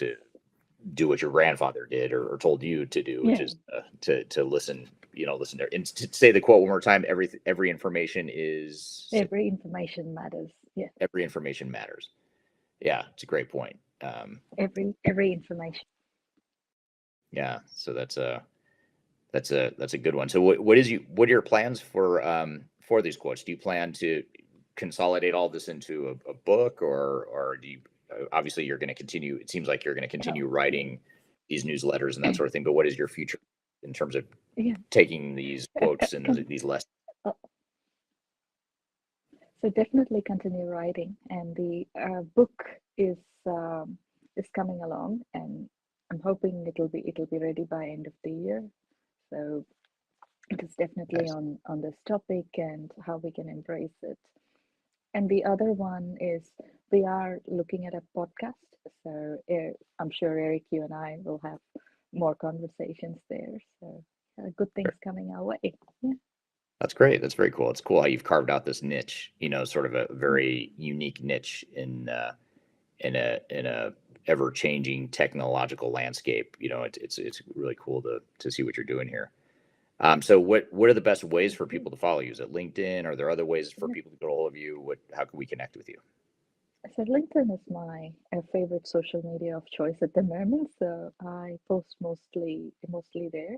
So follow me there, and I'll have the link for my other publications in LinkedIn, so you can connect if anyone's interested. You can connect and read them there. All right. Thank you, Judith. Great conversation. Very relevant topic here today, and a really interesting topic too. That's unlike anything we've ever covered in the show. So thank you for being here today. We've got a lot more to cover, but first we're going to take a quick break. You're listening to Transformation Ground Control. When things are big that should be small, who can tell what magic spells will be doing? Are you looking to stay ahead of the curve in the ever-changing landscape of digital transformation? Then you need our newly released 2023 Digital Transformation Report. This comprehensive report covers the latest trends, technologies, and strategies to ensure your digital transformation is optimized for success. The 2023 Digital Transformation Report is packed full of proven methodologies and insights from experts in the independent digital transformation field. You'll also receive practical insights on how to implement digital transformation strategies within your unique organization. This free report is available for download on our website at thirdstage-consulting.com under our Thought Leadership section.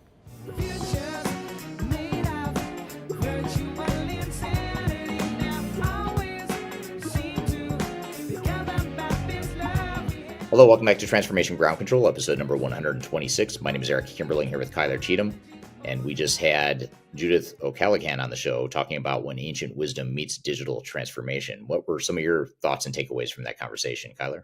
Well, I mean, what a really interesting topic. It definitely wasn't where I thought you guys were going when I saw the live stream come on. But I basically ran over to her profile and followed her, which I already did, but made her part of my favorites. So the algorithm will, hopefully bless me with some of her content. But what an interesting conversation.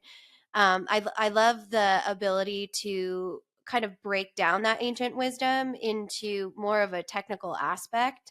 Not only the people side, but the technology side as well. And she's so interesting in the fact that she has the ability to kind of integrate that change management talk track with the more technical implementation talk track, which is just such a unicorn quality in a consultant, certainly, especially in our industry. Right. Absolutely. Yeah, it's very true. It reminded me of when I always say, I'm a corporate dropout, but it reminded me of when I worked for a bigger Fortune 500 company, and I was part of this select group of young leaders, and we had to go through this specific training. And part of that training, I had to pick a quote that best represented my leadership style, and I picked one from Princess Diana that said, "Lead with your heart instead of your head." And people had to react to it. And the IT group young leader, that they designated, he specifically said, that will never work in IT. That doesn't, that's not, we can't utilize that because we were more technical, and who knows where he is today. But it reminded me of the importance of just embracing that opportunity to see things differently when it comes to putting together a leadership team or a core team, and the opportunity in others' perspectives. So that could have A, really hurt my feelings, or B, it could have taught me a lot about how that department operated, or an opportunity to see leadership in a different way. So it reminded me kind of that scenario, and kind of bringing grace to the conversation. Yeah, that's an interesting. I've never been asked that before, to pick a quote that best describes you or represents who you are. So that's I'm glad I haven't had to do that, and thank you for in advance for not asking me to do that now, because I'm terrible at remembering quotes. So, Well, either way, I highly recommend, if you have a quote. I kind of want to make a content category around quotes. So if you have a quote that really inspires you, definitely drop it in the comments here, and we'll kind of create and tag you in some of our quote library, so we can all be inspired. yeah, yeah, good stuff. Yeah, a lot of good quotes, and there's we probably covered maybe a dozen of her quotes that she's written about, but I know she has several more dozen that we didn't get to. So a lot of really thought provoking stuff on there. So be sure to check her out on LinkedIn. And by the way, I didn't know you could add favorites or tag someone as a favorite, so it'll show up at the top of your feed. I did not know that, so that's good to know as well. I don't know if they show up at the top of your feed, but you can add them to like your most followed categories. So I'm just hoping and praying that she'll show up in the top of my feed. But the more you get engaged with her, I think the more opportunity is to see her content. Yeah, absolutely. Well, great. Well, good. Well, we're glad to have her on the show. We'll have to have her back on, and we could spend hours unpacking her quotes and still not have enough time to get through it all. So it was great to have her on for the first time, and appreciate the audience questions as well. And I'm curious to see what the audience says as far as some of their favorite quotes too in the chat here. So look forward to reading that when you all post some of your favorite quotes. So we're going to shift gears a bit, move totally away, do a 180 here, and move away from ancient wisdom, not because we don't like it, because we've got another topic to cover, and that is Infor versus SAP. We recently published a video, Kyler and I did, on our Third Stage YouTube channel that talks about a comparison between Infor and SAP. And in that, we do some analysis of how the two compare and how you might navigate that decision if you're looking at those two products. And even if you're not looking at those two products, it's also a helpful conversation, because it'll hopefully get the wheels turning on some considerations that you should be thinking about as you evaluate whatever ERP system or systems you might be considering or evaluating as part of your software selection and digital strategy. So we're going to play you that clip when we come back from a quick break. We'll also unpack it a bit and discuss it after that clip. But first, we'll take a quick break. You're listening to Transformation Ground Control. We'll be right back. Just tell me what you've got to say. Tell me, I've been waiting for so long to hear. If you are aiming for transformation success, turn to Third Stage Consulting Group. Third Stage's independent and technology agnostic consulting team helps clients define their digital strategies, define their roadmaps, and manage their transformations. With offices in the US, Europe, and Australia, our team helps the world's most forward-thinking organizations through their transformation pitfalls and risks. If you are embarking on a digital transformation or business change initiative, contact Third Stage Consulting to see how we can help you reach the third stage of transformation success. Learn more about us and download independent reports, videos, and other best practices at thirdstageconsulting.com.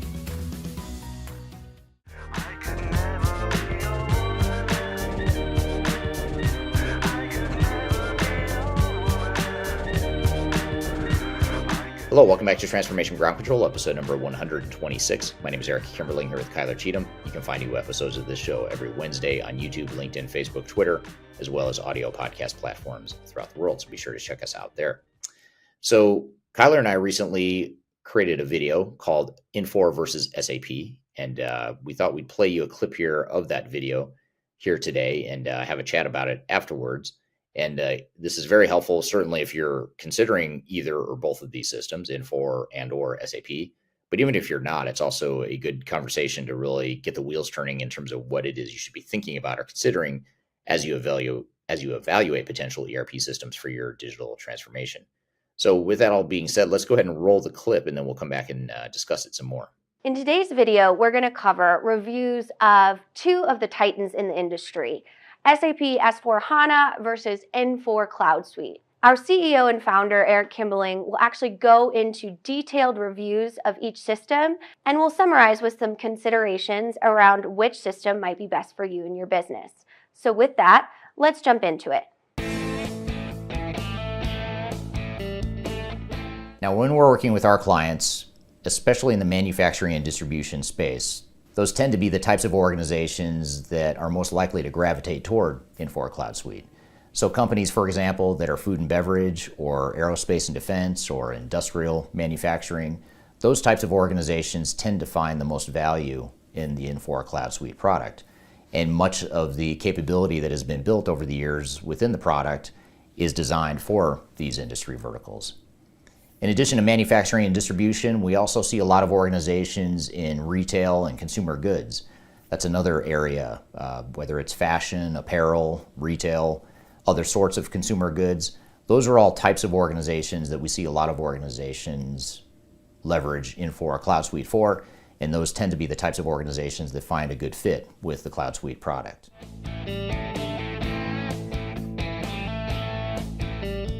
One of the strengths of Infor Cloud Suite is its flexibility, especially when you compare the product to other big ERP vendors that are designed to scale for larger organizations, products such as SAP S/4HANA or Oracle ERP Cloud. Infor Cloud Suite has a lot of flexibility when compared to those and other types of ERP systems in the marketplace. And part of the reason for the flexibility is not just because the products themselves are generally more flexible than some of the other systems in the market, but also because Infor has grown through acquiring other types of systems and other technologies. So for example, Infor acquired Lawson as one example, which was a popular ERP system used by a lot of government and nonprofit types of organizations, among others. And that's just one example of the types of acquisitions they've made. In addition, Infor acquired Bond many years ago, which Bond was one of the pioneers of ERP software and focusing primarily on manufacturing and distribution types of companies. But the whole point in here is that because Infor has acquired all these different companies over the years, it's allowed them to build a pretty broad and diverse set of capabilities that they've now been able to migrate and start migrating into the Cloud Suite solution, which is their flagship solution built for the cloud. So if this sort of flexibility is important to you and you're the type of organization that's changing very quickly, growing very rapidly, Infor Cloud Suite could be a great option for you. Now, one of the downsides of Infor Cloud Suite is the fact that many of our clients and team members have observed that Infor has somewhat of an old school, outdated look and feel when it comes to user interface. So when you compare Infor Cloud Suite to some of the other systems in the marketplace, some of the more recent, more modern ERP cloud solutions, such as say NetSuite or even Microsoft D365, it doesn't have that modern, intuitive look and feel that a lot of user interfaces have with other systems. That doesn't mean the technology doesn't work or that the functional capabilities may not be a great fit for your organization. But when you think about user adoption and how easy it's going to be for people to learn the new system, that can make it a little bit more challenging in terms of just figuring out how to navigate the system and how to take advantage of some of the great benefits and functionalities that the system has. So if user interface is a really important part of your evaluation process, Infor probably isn't going to rate as high as some of the other options on your shortlist, but it's something worth noting as you evaluate Cloud Suite versus other systems in the marketplace. Now, given the size and breadth of Infor as a company and also the products that they've acquired and developed over the years, there's a lot of broad capabilities that the software provides. And this is one of their biggest strengths, is the fact that they're able to provide a broad set of capabilities that really does rival that of SAP or Oracle or Microsoft D365, some of those bigger ERP systems that are designed for larger, more complex, more diverse organizations. And Cloud Suite does a great job of this. Some specific examples of where Infor Cloud Suite is strong in terms of its functional capability are things like manufacturing and distribution, which I already mentioned. But in addition to that, there's a number of pretty innovative features that the system provides. For example, predictive analytics, especially within the supply chain functionality, is something that Infor Cloud Suite is very good at. So really trying to predict what the supply chain needs are, what the bottlenecks are, and ultimately what sorts of planning needs to be done for the supply chain. That's a unique capability that a lot of other systems don't have. Another example is the whole configure, price, and quote capability. So in other words, organizations that are selling complex make-to-order types of products or even services, being able to take different variables on the sales side and be able to construct an offering for a customer, being able to price it out, being able to provide a quote, and ultimately being able to translate that proposal into an order that can then naturally and organically feed into the manufacturing and distribution processes is something that Infor Cloud Suite is very good at as well. And the whole configure price quote function is something that a lot of systems out there don't do very well. So if you are a manufacturer of make to order or engineer to order types of products, then this can be a very strong capability for your organization. Another example of strong capability within Infor Cloud Suite is related to retail and apparel and fashion in particular. When you think about apparel and fashion, you're dealing with different colors, different sizes of the same product, which requires a certain amount of complexity in your supply chain because it's not as simple as just keeping track of your inventory and orders related to one SKU or product. You're also having to track the color and size behind that, which can throw a curveball or a monkey wrench into your entire supply chain planning, warehouse, and distribution processes if you don't have that capability. So apparel and fashion and anything to do with retail, for that matter, is something that Infor Cloud Suite is particularly strong at as well. And then finally, one other example is food and beverage. That's another area that Cloud Suite seems to thrive, and Infor as an organization and as a product suite tends to focus on and do very well in.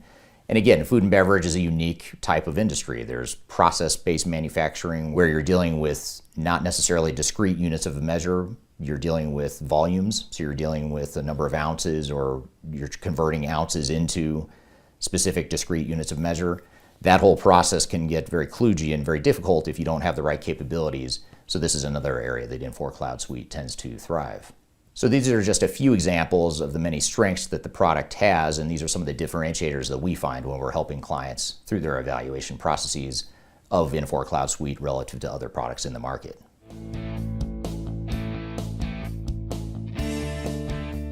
Now, one of the disadvantages or challenges of working with Infor as an organization and with its product suite is the fact that it has a fairly complex roadmap, and in some ways that roadmap isn't as clear as it could be.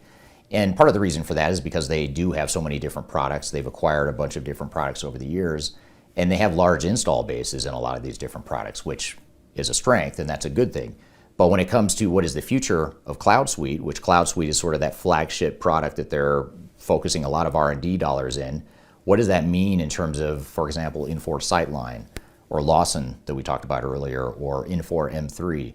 These are three very common systems that are still being used by a lot of different customers.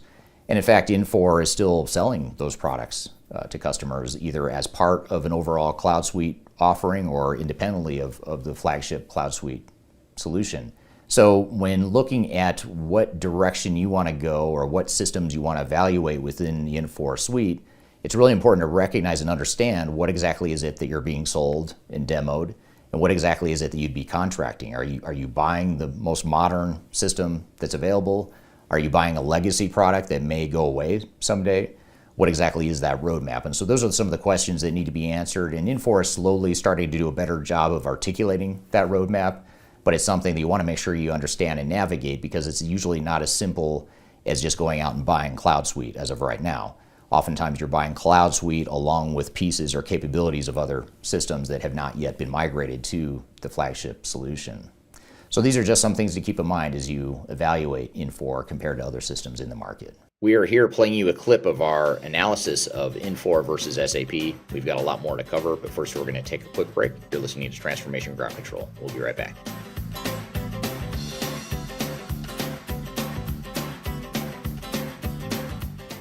If you are aiming for transformation success, turn to Third Stage Consulting Group.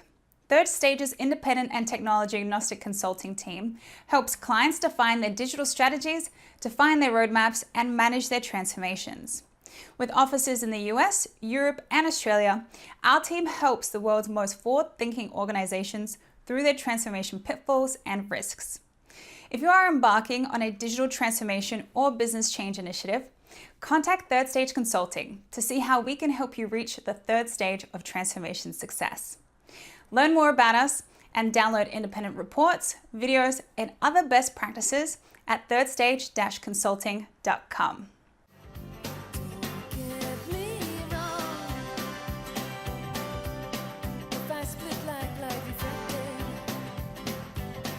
Hello, welcome back to Transformation Ground Control, episode number 126. We're here playing you a clip of our recent video about how Infor and SAP compare to one another. Let's jump back into the clip. One of the benefits of working with a product suite like Infor Cloud Suite is that Infor was recently fully acquired by Koch Industries. And Koch Industries had invested in the company several years ago, but in more recent months and years, Koch has completed a full acquisition of Infor. And what this means is now Infor has more money at their disposal, for lack of a better word. There's more money being invested in the company, which is going towards R&D and really furthering the development and the innovation of the product. And this is really important as you think about ERP vendors that are not, say, SAP, Oracle, or Microsoft, the really big guys. When you get down to that next tier, you want to know that you're dealing with a software vendor that has the resources and the R&D dollars to really keep up. So these higher R&D dollars and resources are something to consider as you evaluate Infor relative to other systems in the marketplace. So Infor Cloud Suite, just like any other ERP system you might be evaluating, has its pros and cons, and strengths and weaknesses. So the key is to figure out what the best solution is for you and what your priorities are and whether or not Infor Cloud Suite might be the best fit.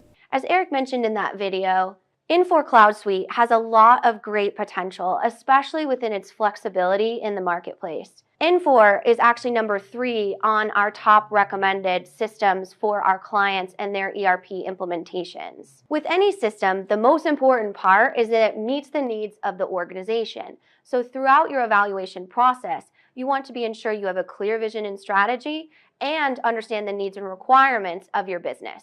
Some key considerations when looking at Infor Cloud Suite specifically is that the Cloud Suite product is still an emerging tool. While Infor is a really mature and sophisticated product, Cloud Suite, however, is still being developed as its SaaS-based product. So it's important to remember that the on-premise model has not been fully migrated to the cloud. This doesn't necessarily mean that the product is not a great fit for your organization, just again, a consideration when looking at if Infor is right for you. Something that we see a lot as a consideration with M4 too, and a great positive aspect of the product is its flexibility. It is much more flexible than big standardized systems like SAP S/4HANA, which we'll talk about in a few minutes here. But it's important to remember that flexibility doesn't necessarily mean usability. As we always say, just because you can change a software doesn't mean you should change a software.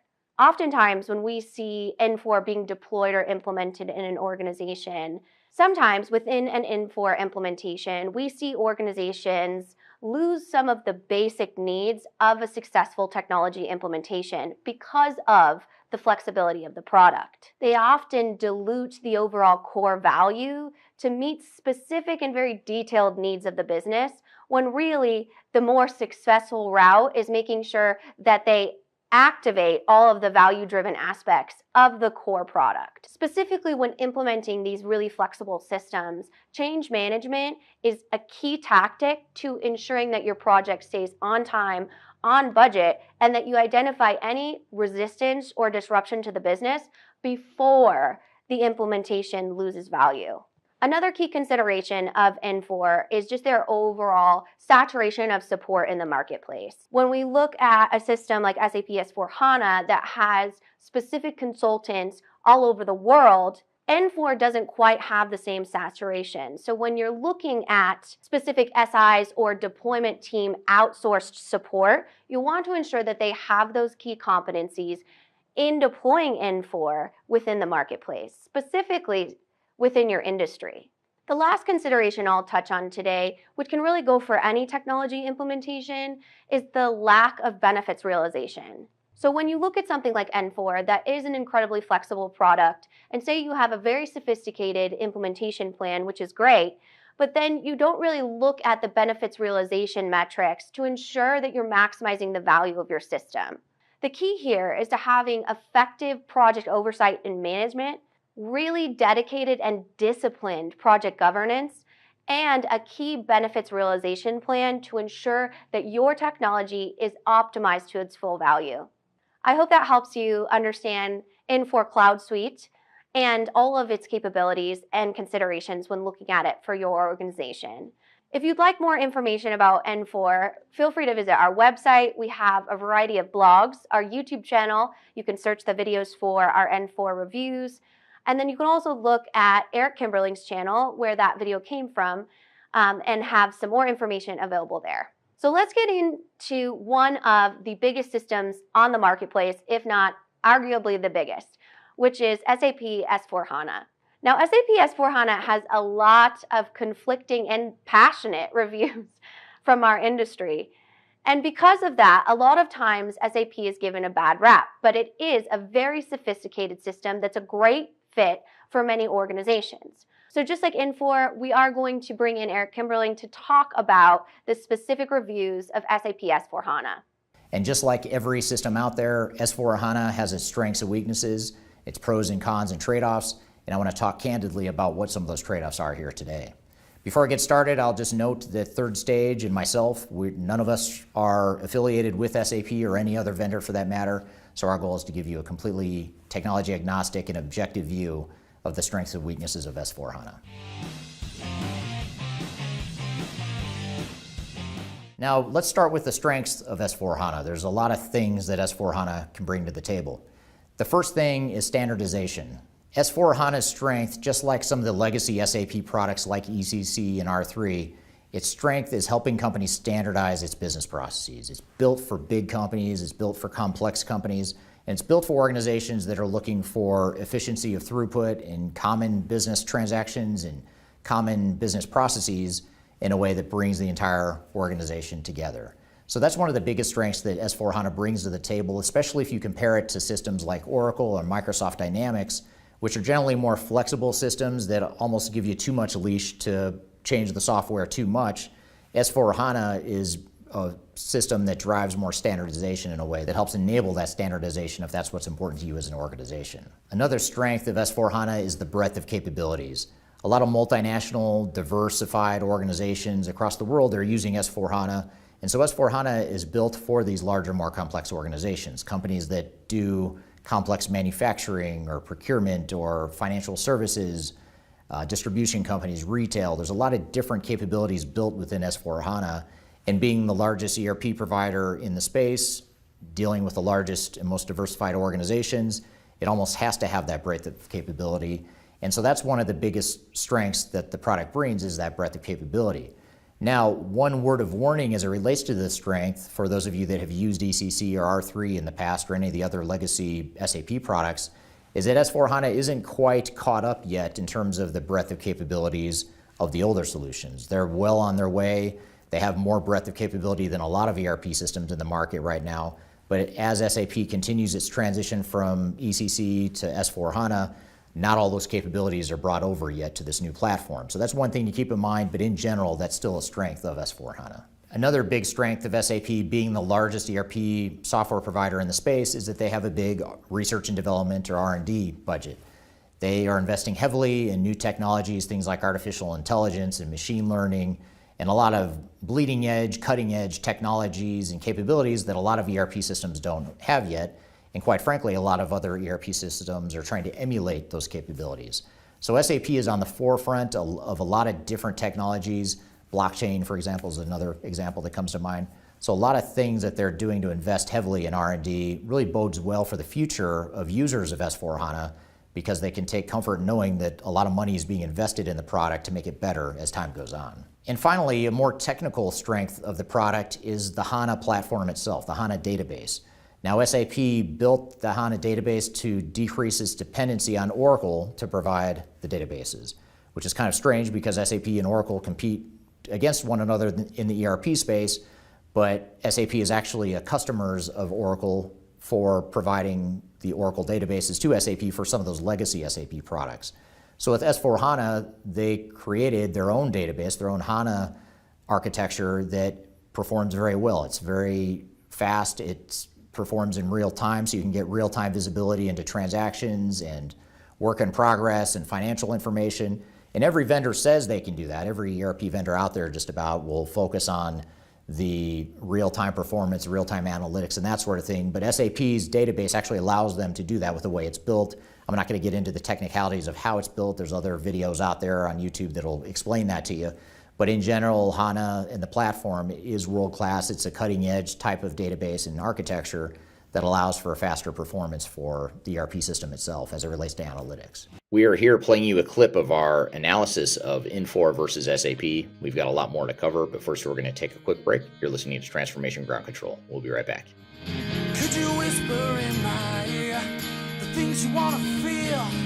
I'll give you energy.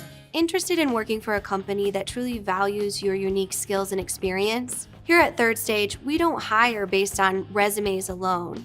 We look at the full candidate, experience, and willingness to provide excellent service for our clients. Within a technology, independent, and agnostic consulting firm, you have the opportunity to learn across industries with a diverse group of clients. Our consultants also have the opportunity to diversify their portfolio and learn across technology systems. If you're interested in joining a high-growth entrepreneurial organization, please reach out to us at work@thirdstage-consulting.com.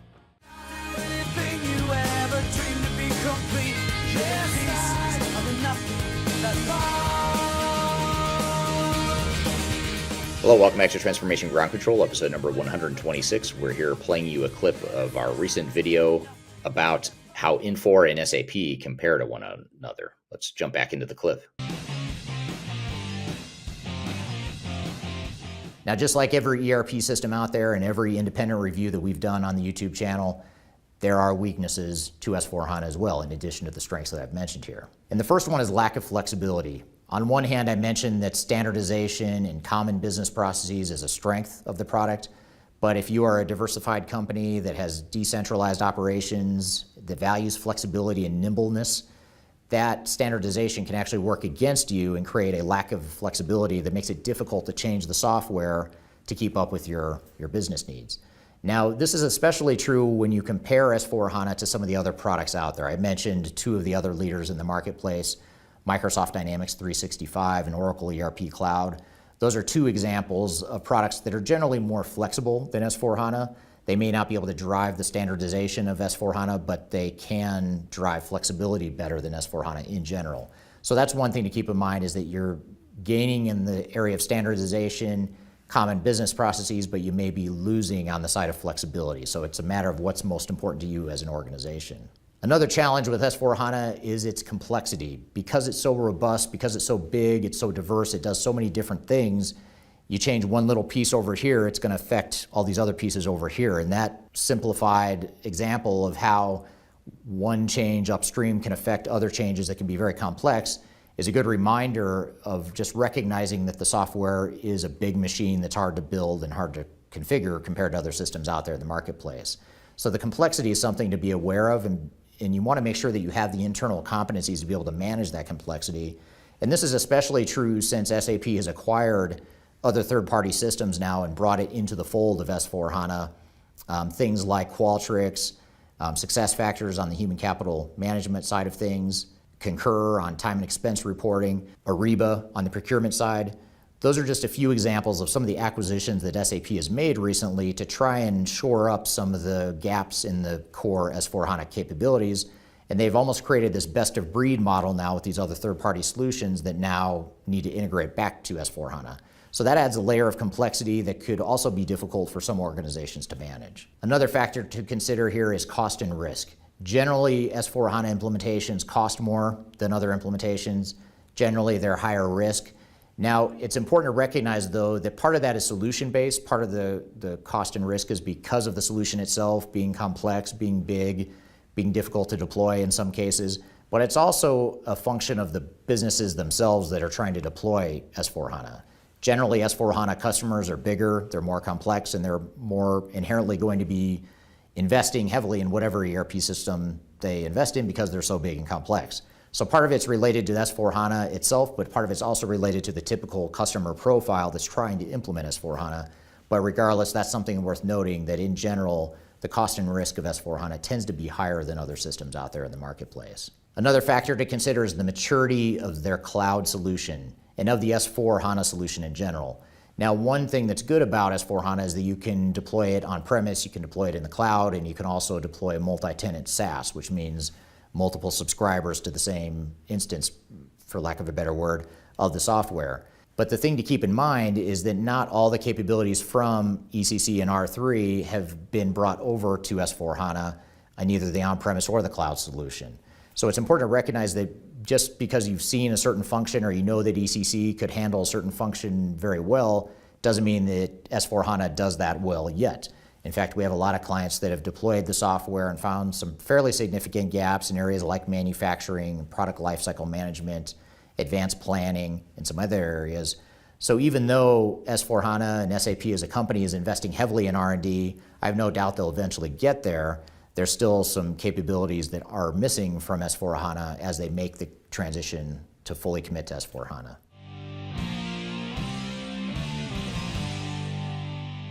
So I hope this has provided a balanced view of some of the strengths and weaknesses of S4HANA. I encourage you to, anytime you're evaluating S4HANA or any other product or comparing them side by side or against other systems, encourage you to get an objective view of what those strengths and weaknesses are, really define what your needs are, what your priorities are, and evaluate S4HANA and other options against those requirements. It's easy to get caught up in the bells and whistles and the new technologies, but at the end of the day, we need to look at what are your business processes and how does the technology best support that or not. We are here playing you a clip of our analysis of Infor versus SAP. We've got a lot more to cover, but first we're going to take a quick break. You're listening to Transformation Ground Control. We'll be right back.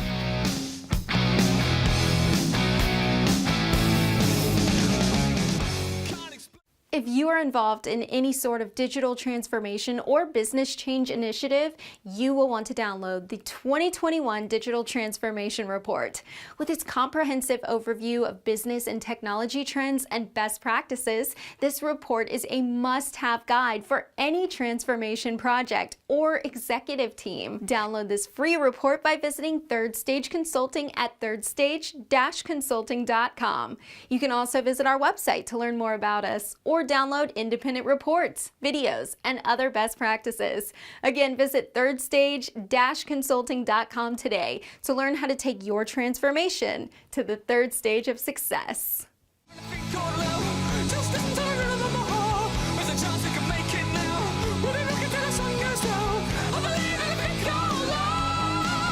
Hello, welcome back to Transformation Ground Control, episode number 126. We're here playing you a clip of our recent video about how Infor and SAP compare to one another. Let's jump back into the clip. So let's summarize some key considerations when looking at SAP S/4HANA. We have a very unique situation in the marketplace as we are brought in a lot of times to triage an SAP S/4HANA implementation in large global organizations. Because SAP has such a high failure rate, it often isn't really brought to fruition within an organization, may even be a technical debt or a stalled implementation. So one of the key considerations with SAP S/4HANA is the overall complexity of the product. This is one of the most robust products on the marketplace, so you'll want to ensure that you truly understand the needs and requirements and future state vision of your business operating model. SAP S/4HANA is the best fit for a very large, often multinational organization that needs a lot of different requirements because SAP can handle that type of horsepower. But with any large technology change within a business organization comes risks. The risks are higher with SAP S/4HANA because of just the complexity of the overall software. This is where project governance really comes in to play a key component, and often Third Stage or another independent advisory service is brought in to ensure the quality of the project, that it stays on track, on time, and on budget. Unlike Infor Cloud Suite, SAP S/4HANA is a very rigid system. Now, this isn't necessarily a drawback or a negative, it's just something to be aware of when you're looking at a good match for your business and your company culture. Companies that really value this standardization or need that standardization across a large global organization would really benefit from a system like SAP that can set those standards within their operating model. Another key consideration with SAP S/4HANA is that total cost of ownership. As we always say here at Third Stage, especially when moving to a SaaS or cloud-based model, you need to truly understand within the contracting phase your total cost of ownership. Licensing, subscription fees, overall increases, and understanding the resources needed to go through this level of a large technology implementation.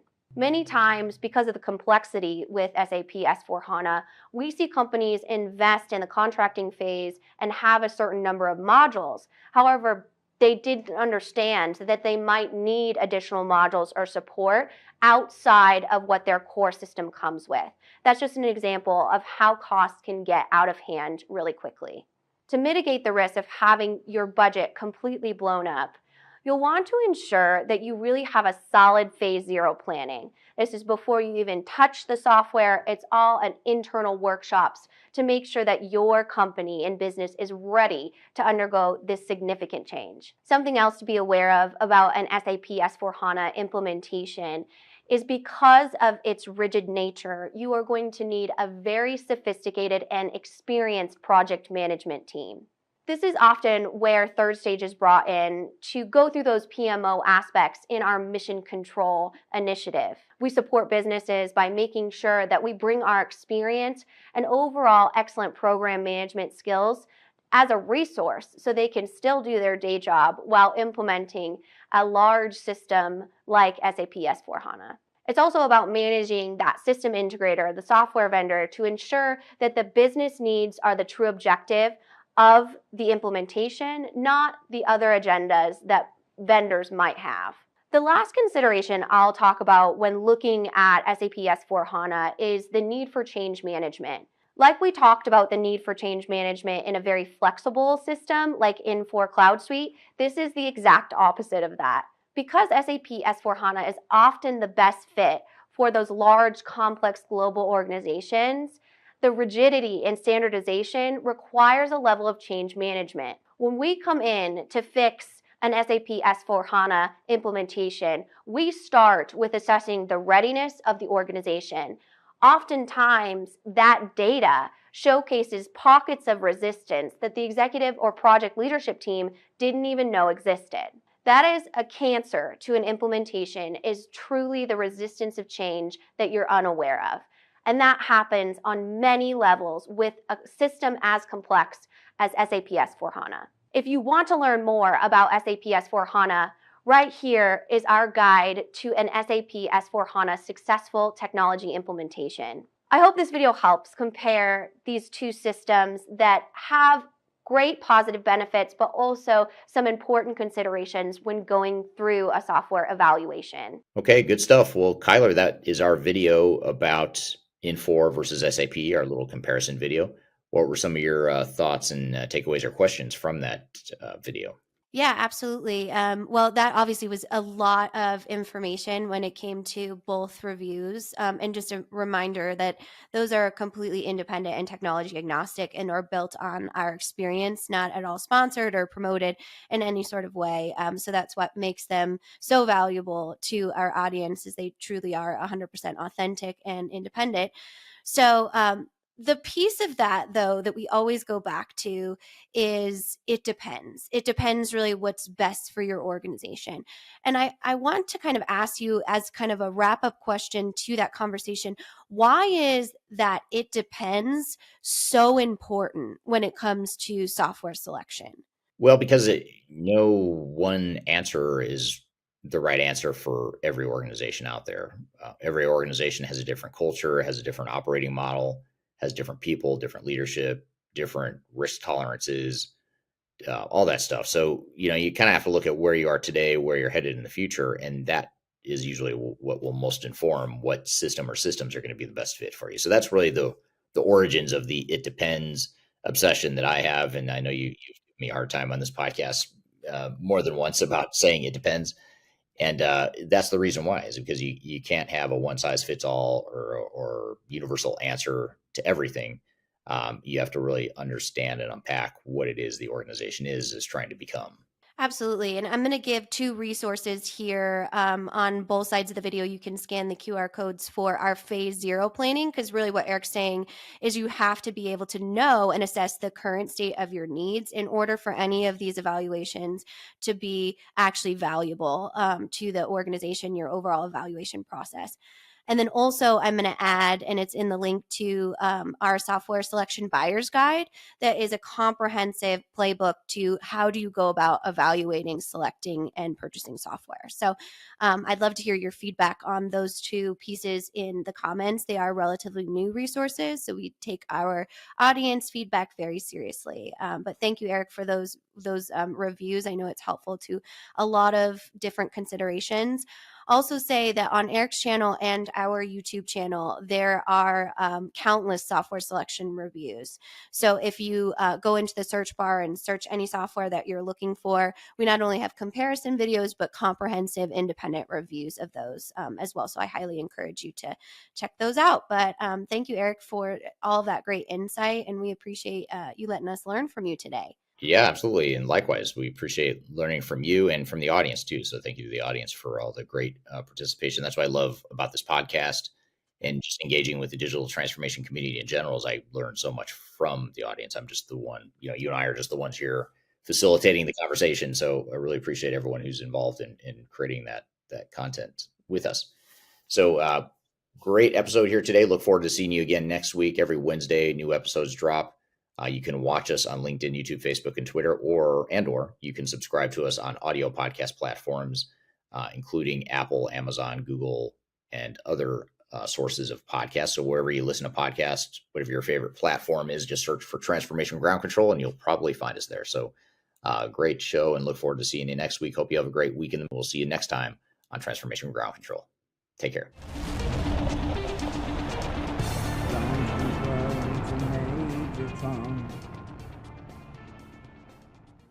Infor versus SAP. Nope, it's not gonna work. Let me try that again. That's too long anyway. And we're here with Judith. Let me try that again. Go. O'Callaghan. It's a hard name for me to say. It is. Yeah, it's a hard name for anyone to say. Sort of butchered it, but we're gonna let that one roll. Okay. Hello, welcome back